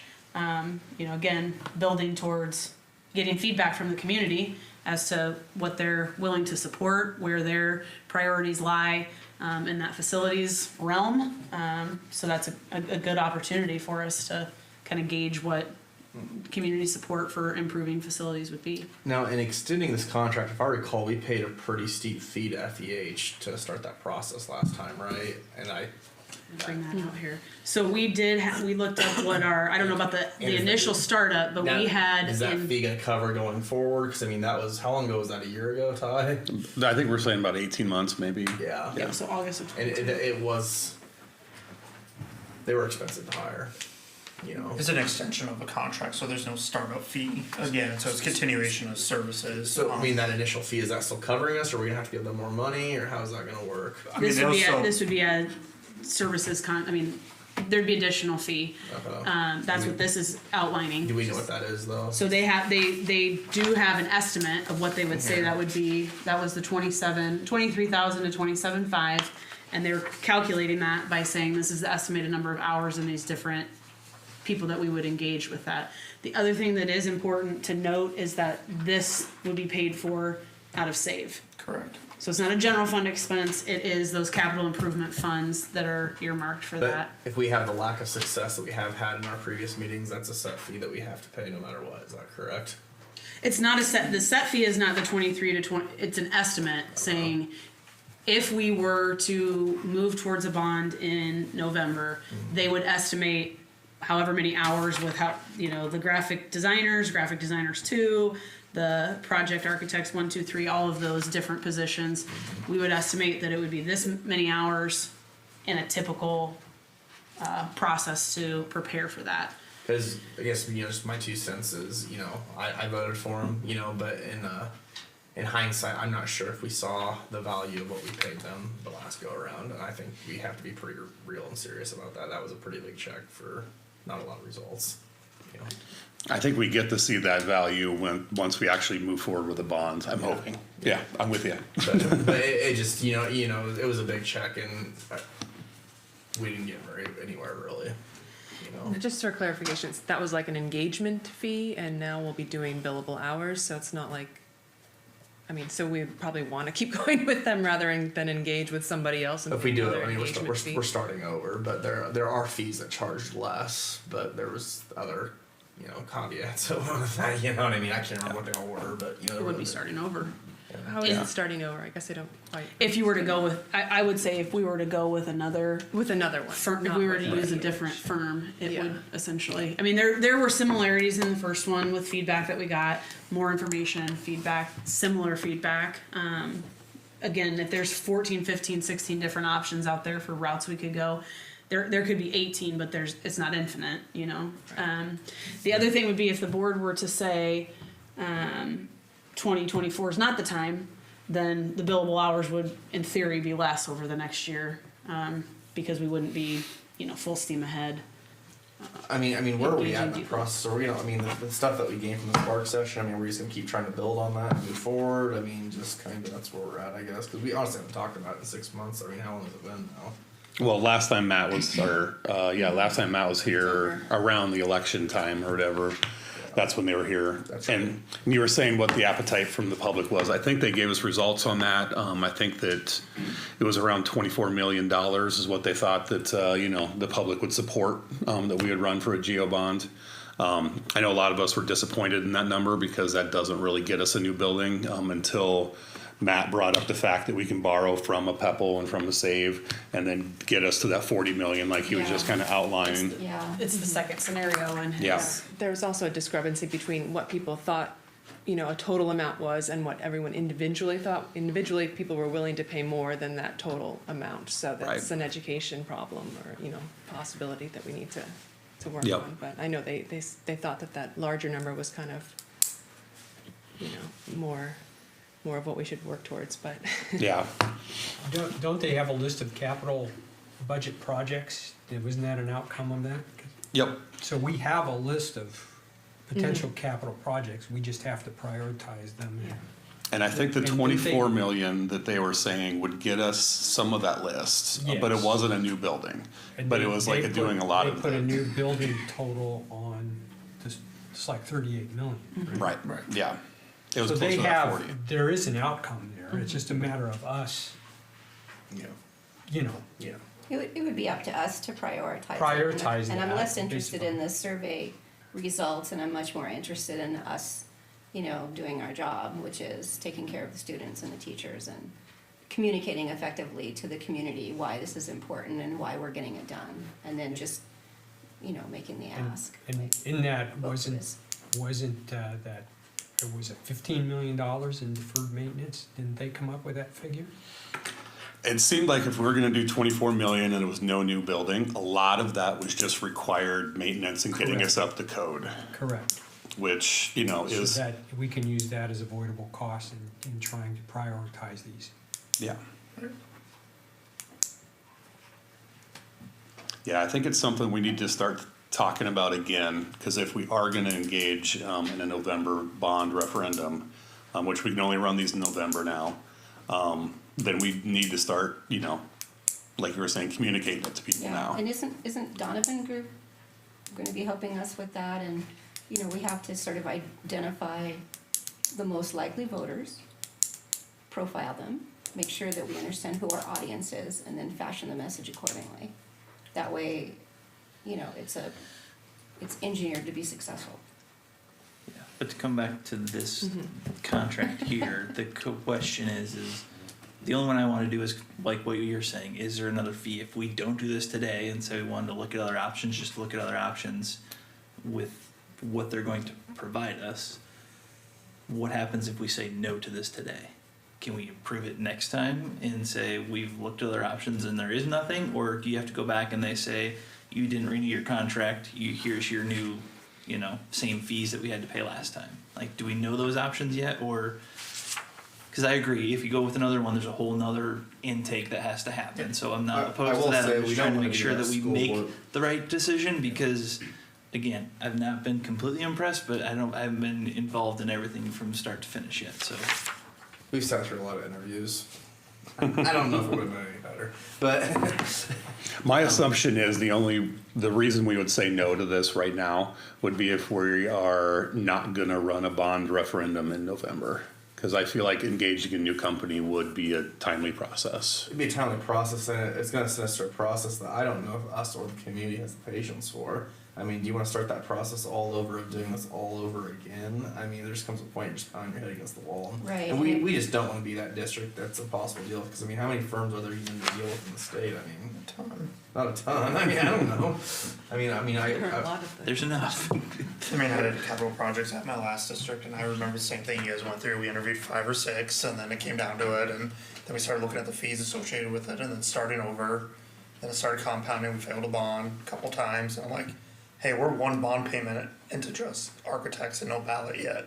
I mean, what are we doing? So- And both processes led to a similar outcome. Not the exact same, you know, in the update that we had at late October, early November was the 38 million for a 5-section or 5 grade levels.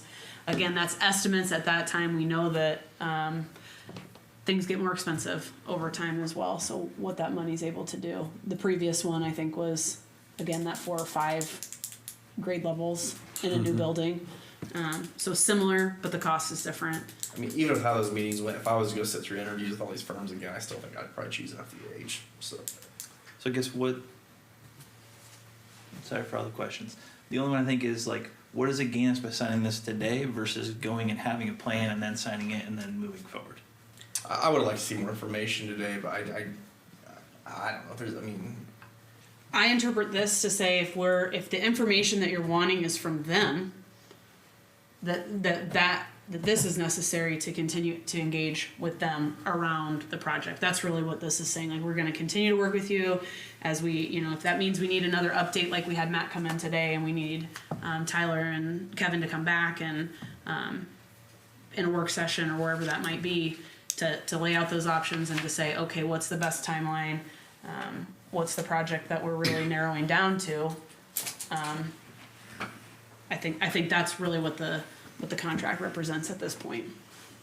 Yeah, I think that if And the we way get to do a, it is possible as well. You know, if it's like, oh, we don't want to have that conversation till April, I would potentially they would pick back up with that in April. I just don't, you know.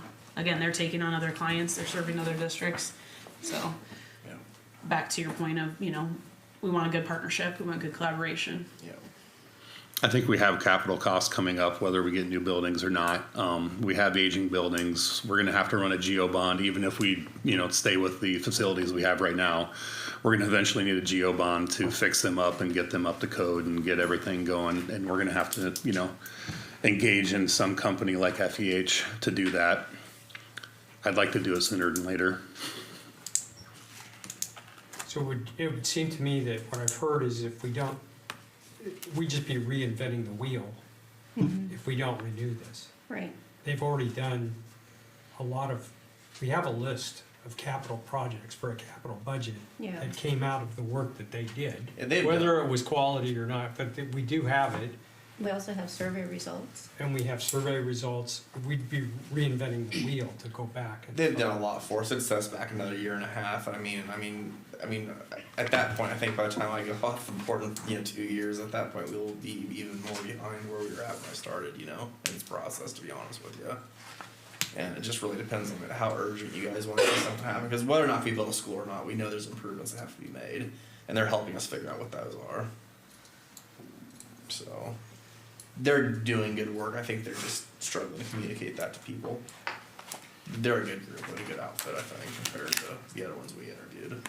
I did like some of the bigger picture ideas they had too, where Yeah. we get down to one campus and everything. I think that'd be amazing. You know, it's a 50-year plan. That's a but- 50-year plan. It's a long ways out, but Well, and correct me if I'm wrong, Mish, but isn't this group the one who designed our concession stand at Yep, the so ball we are, fields? yep. And we've had a great communication with them through that project so far.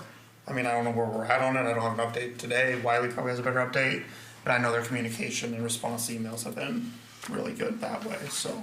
But as For I the said- ongoing project, they've been doing well. As I sit here, I've started kind of remembering exactly that interview process, and when I sat in that room, there was just no one else. I mean, to be honest with you, so I really don't want to sit through that again.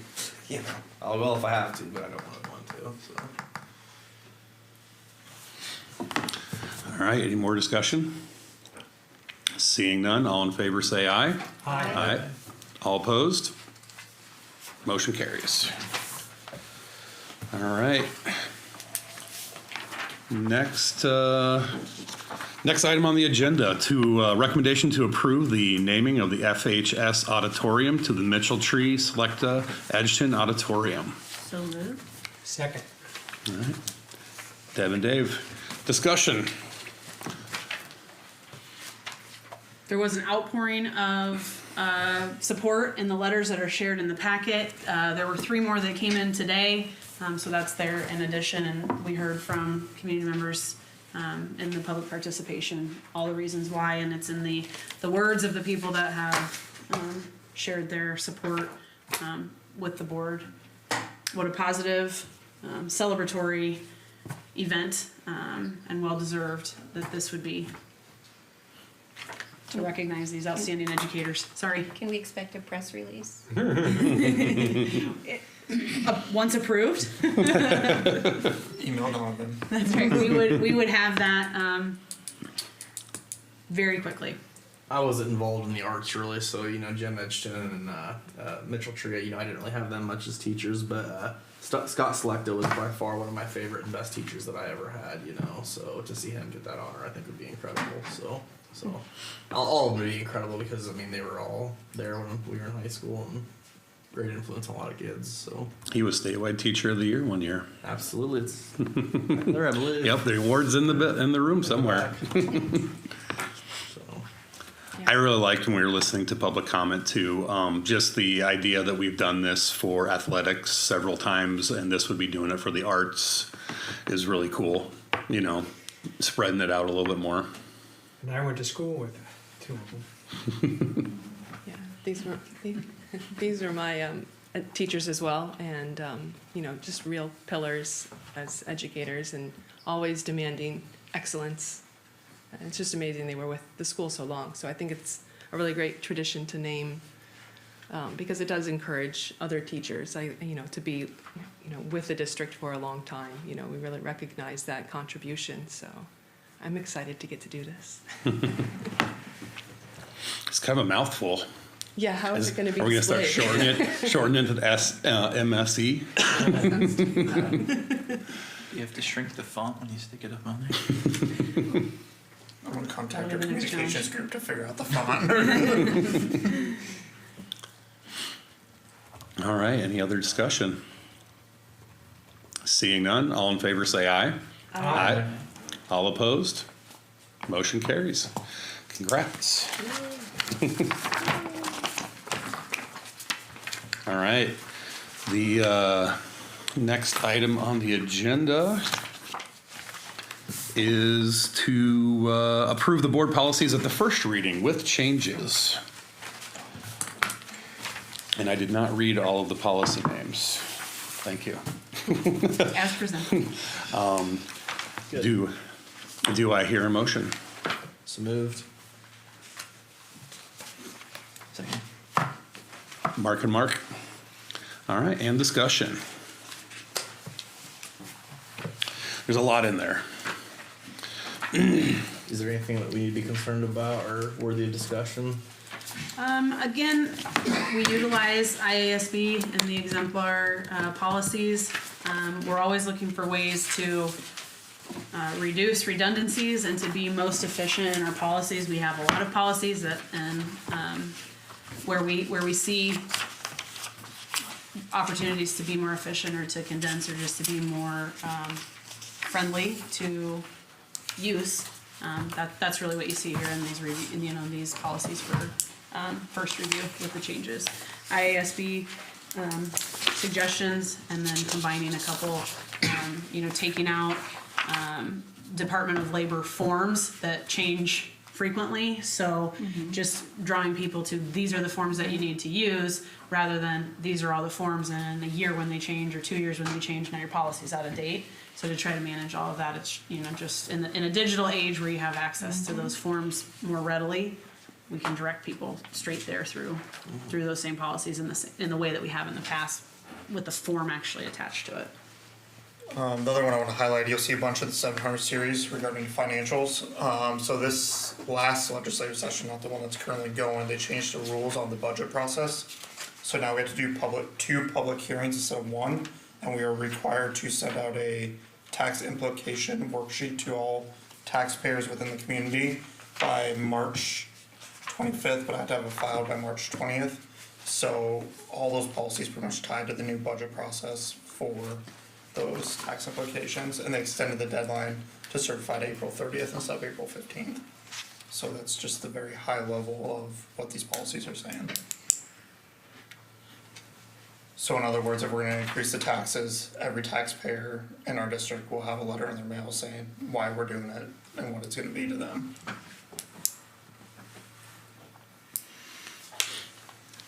Any more discussion? I'm trying to find the anti-bullying content. Are you concerned about something in it, or? Well, I don't think it's here. It just lists it as the code, and maybe that's because we're not going through the actual policy. So a lot of these policies tie to other policies too. Okay. So there's no changes on the anti-bullying one, but there's a little bit of changes on this one. They're gonna say, hey, reference it, the anti-bullying one Oh, to okay. see. Oh, you're looking at the cross references? Yeah. Okay. It's a lot of those, if not this, then this Okay. kind of scenarios. When I looked through there, I just noticed a bunch of them got deleted or moved. There's, a lot of these seem kind of, you know, like housekeeping type of things. There's nothing I saw, when me and Tracy Vance were going through all these policies that were abnormal. Some of the things we removed were, for example, the FMLA form, we now refer you to the website because that's constantly getting updated with federal regulation. So it's instead of keep bringing a form back for board review every year, let's just have you reference the FMLA website because we have to apply by federal law, so we took out that form.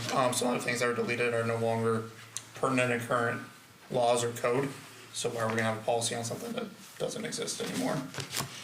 The FMLA, did the amount of time change in those two just to kind of match what federal law is? Yeah, so a little bit of those updates, so these ones do have a little bit of changes, so it's just matching with the federal laws. I forget exactly what it is off the top of my head without rereading it.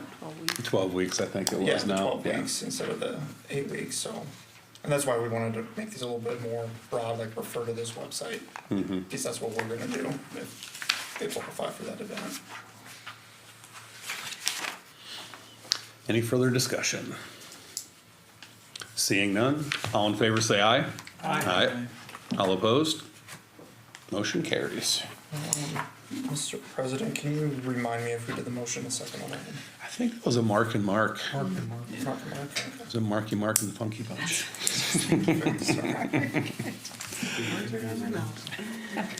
All right, finally, approve the board policies at the second reading. Do I hear a motion? So moved. Second. Oh, go ahead. It's a Mark and Dave. All right, and discussion. This is second reading. These are ones that we've kind of went over before. So those that were on December for first readings that had changes, that's the, you know, we talk about it at that point if we need to make any additional changes, which we didn't. Those would be made and then we bring it back to the second reading.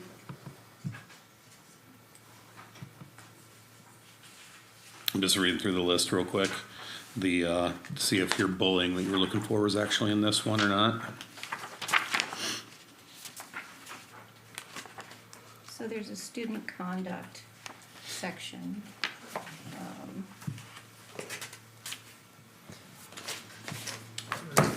503s.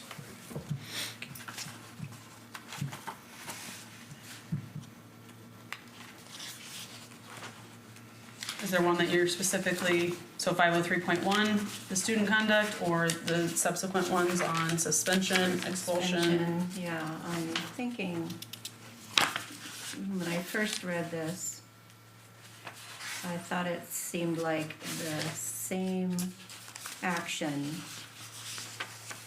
repeated, creating pattern, didn't receive a more severe consequence. Am I misunderstanding that? Like going through probation to in-school suspension to out-of-school suspension? Yeah, so for example, I'm trying to find it.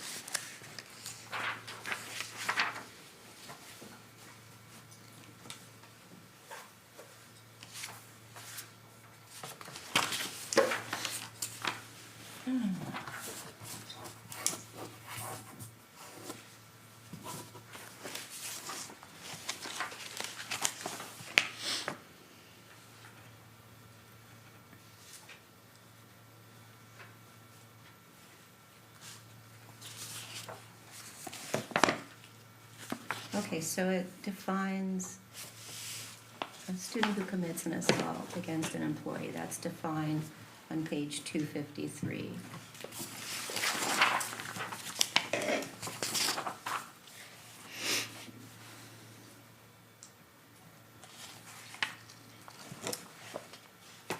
And then we have definitions of probation, expulsion, etc.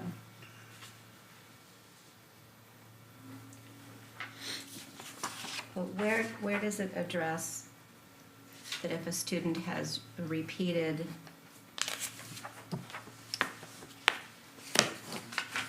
physical violence? Okay, hang on, maybe I'm getting there. District response. I would also go back to, I'm not gonna remember the number, but, let me find it here. We also had, in response to legislation, additional, information, or additional policy that we implemented this year, that speaks maybe more directly to what you are referencing. I would say in a couple of the places that you've pointed, it's like any discipline situation. There are some things that would be so egregious that it's not a probation or an in-school suspension, and so we have those outlined in our handbooks. So, for example, if you came to school under the influence, or if you have a vape, there's an outline consequence for those actions. Then I think the other question that you're asking is when those behaviors become repeated. And I'll go back, I'll find the other policy, I'm guessing it's close here in 503. 503.8 defines all of our escalating responses, like page 260 through 260. I think it starts on 258. But yeah, you can see where our level 1 for high school is, level 2, level 3.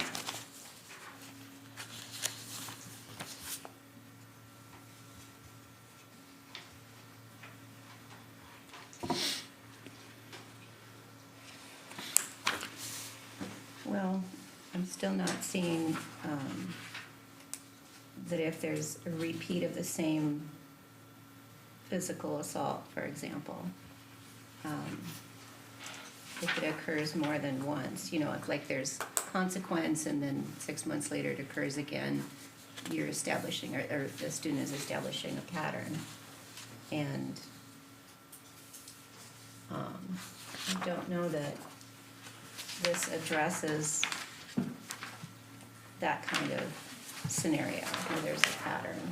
And if, again, let me continue looking for the policy that maybe lays that out a little more clearly. The other thing I think that's important to consider is that, yes, we want to have what the consequences are, but at the same time that behaviors are occurring, we're also working on the proactive side as well to, again, teach students skills and regulation, to work with whatever other circumstances might be contributing to the reactivity or whatever the context of the situation is. It's hard to umbrella everything that we're interacting with. As far as student behavior, I also think in reviewing handbooks and the policies that are in the handbook, that's another place where those same steps, progressive discipline, are outlined as well. But we have a fairly new comprehensive policy, again, in response to legislation from the last legislative session, that we got input from teachers, administrators, and others on as well. Ultimately bringing forward the recommended policy from the Department of Ed to address some of those more severe and recurring behaviors. Again, keeping in mind that, and this is in on 256, that suspensions of students with disabilities is a different situation, can be. With disabilities can be a different situation, yeah. Different context. So for students with disabilities who assault a teacher, are they given more leniency, or is there still, I don't know if leniency is the right word, but I have a particular teacher in mind who has come forward to me with a concern, and she's thinking of giving up teaching altogether. In several of the weekly updates that I've sent, both prior to new board members joining the board, as well as since newly elected board members have joined the board, it's a very sensitive concern, topic, and ultimately, I'll work very closely with our legal counsel on, federal law prohibits us from disciplining a disability. And so the big question in those situations is the behavior a manifestation of the disability? And so, yes, we have every student is a general education student first.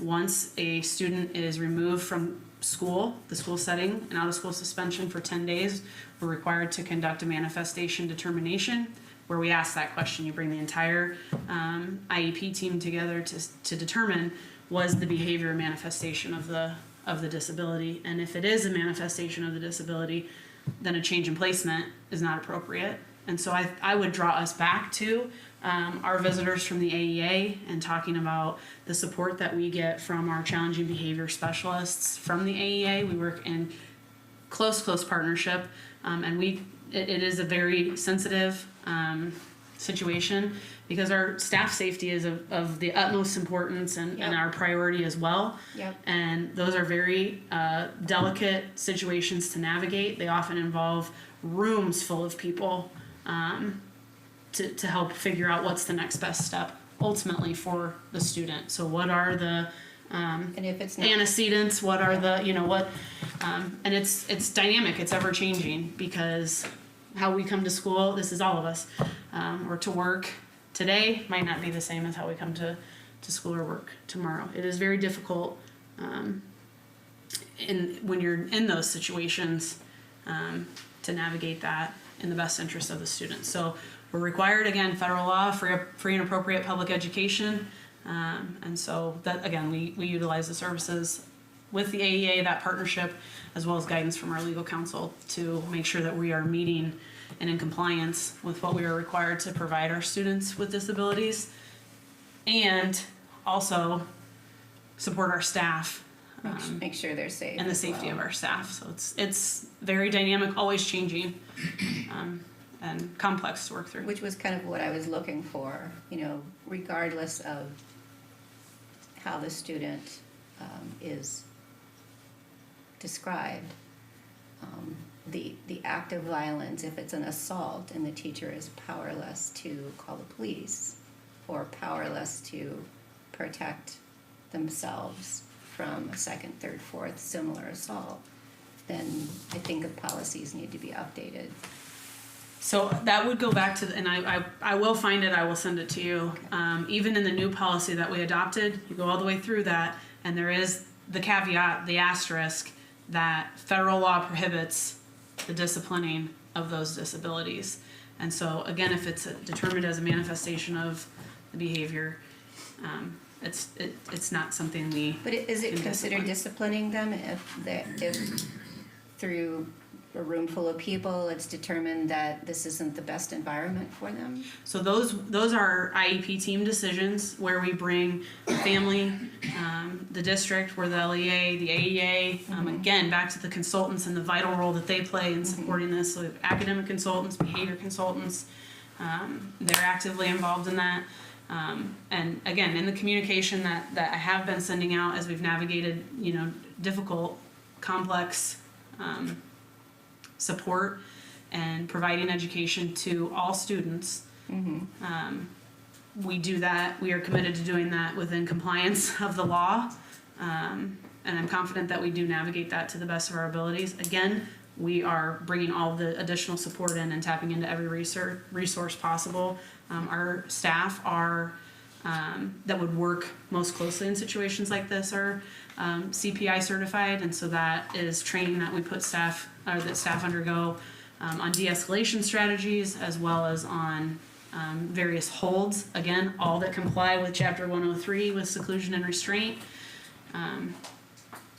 And we continue to have opportunities to educate staff, continue to work with families, and ultimately make decisions in the best interest of the student. When I think about Perry and I reflect on, so I'm going to get out of the realm of any child with special needs and just get into the general population. When I reflect on how many times I've seen in the news that there was a mass shooting from a current or former student and that they were bullied, I'm reminded at how often there were signs.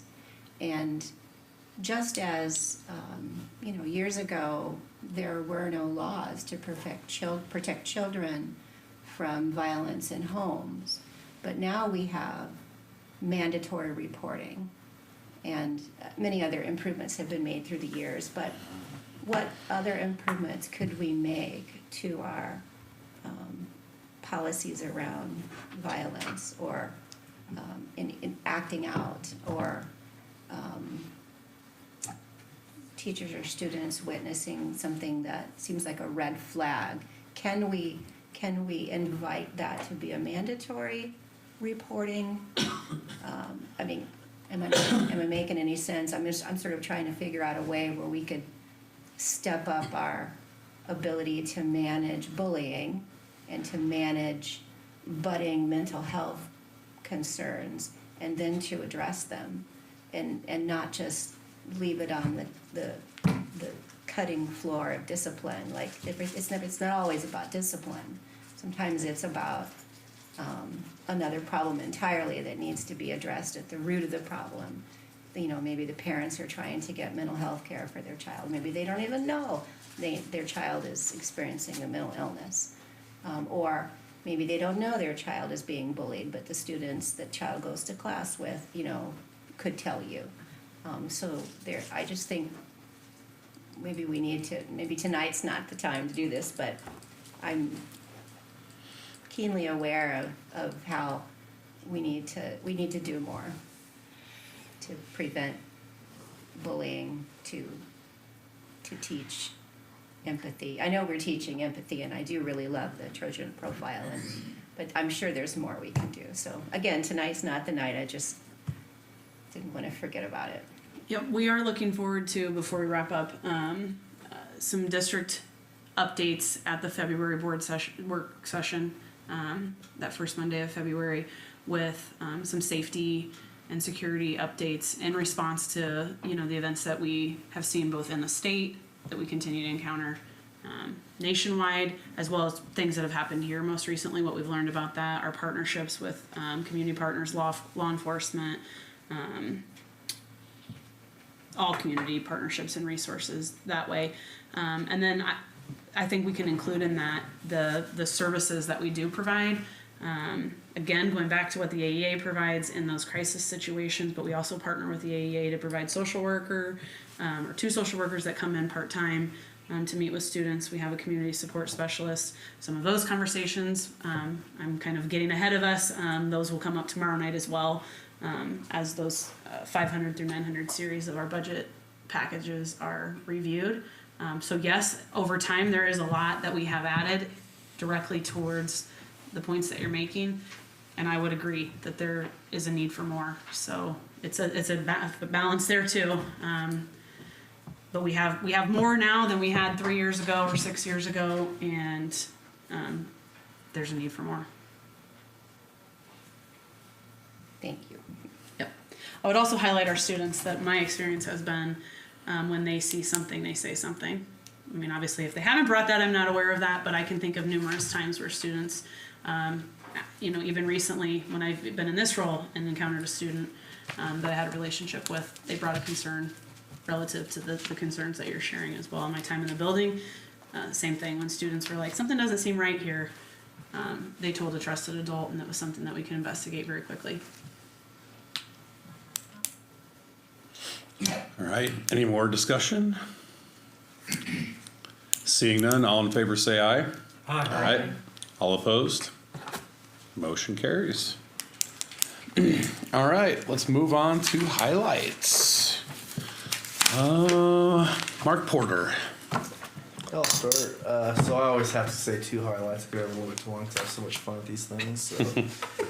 So no, I think the first one would probably be when the superintendent's report, where she was talking about the maintenance workers.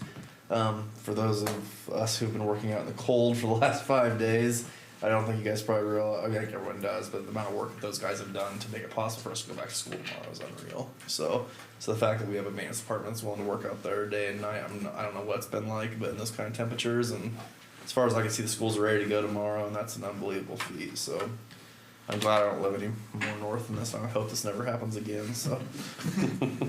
And then my other highlight would be the renaming of the auditorium. Like as I kind of mentioned, we were talking about the vote there. The 2 of the teachers I don't know real well, but Scott Selecta, he was one of my favorite teachers in high school, and I oftentimes owe him preparing me for college. So without him, I'm not sure if I would have gotten through college. So, anyways, unbelievable teacher and well deserving of it. So definitely had a big impact on my life. So I'm glad he got that. So, Deb. I think the highlight for me has to be the naming of the auditorium. Just the sweetness of it, and the walking down memory lane with folks who were there when I couldn't be, and it just was really healing. Mark. My highlight kind of built on both of those, but I think just the public insight. So all of those letters, that we got read through of them calling out that and kind of taking that on by themselves, and then also the EA members coming in and giving us all their information that they have, and just providing another insight from the public side. So I think that's my highlight, is just them stepping up and giving us information that we all try and learn as quickly as we can, but having that insight is very helpful. So. Dave? Mine's not really from tonight, not that I wasn't paying attention, but I just want to compliment Dr. Mishler, Evan, for the budget process. And I think it's very critical that we started a bottom-up type process. And I want to compliment the way the first prioritization meetings went. And I was very impressed with the people who were there and their seriousness and their attitude to get the job done. I was very impressed and very comforted. And so I want to compliment you guys for the process that adds to the transparency, adds to the trustworthiness that we're trying to build, the involvement of the people that are there, and I'm actually looking forward to tomorrow night. So I want to say that. And the last thing is, of course, naming of the auditorium was a highlight. As I said, I went to school with 2, and know Scott very, very well. And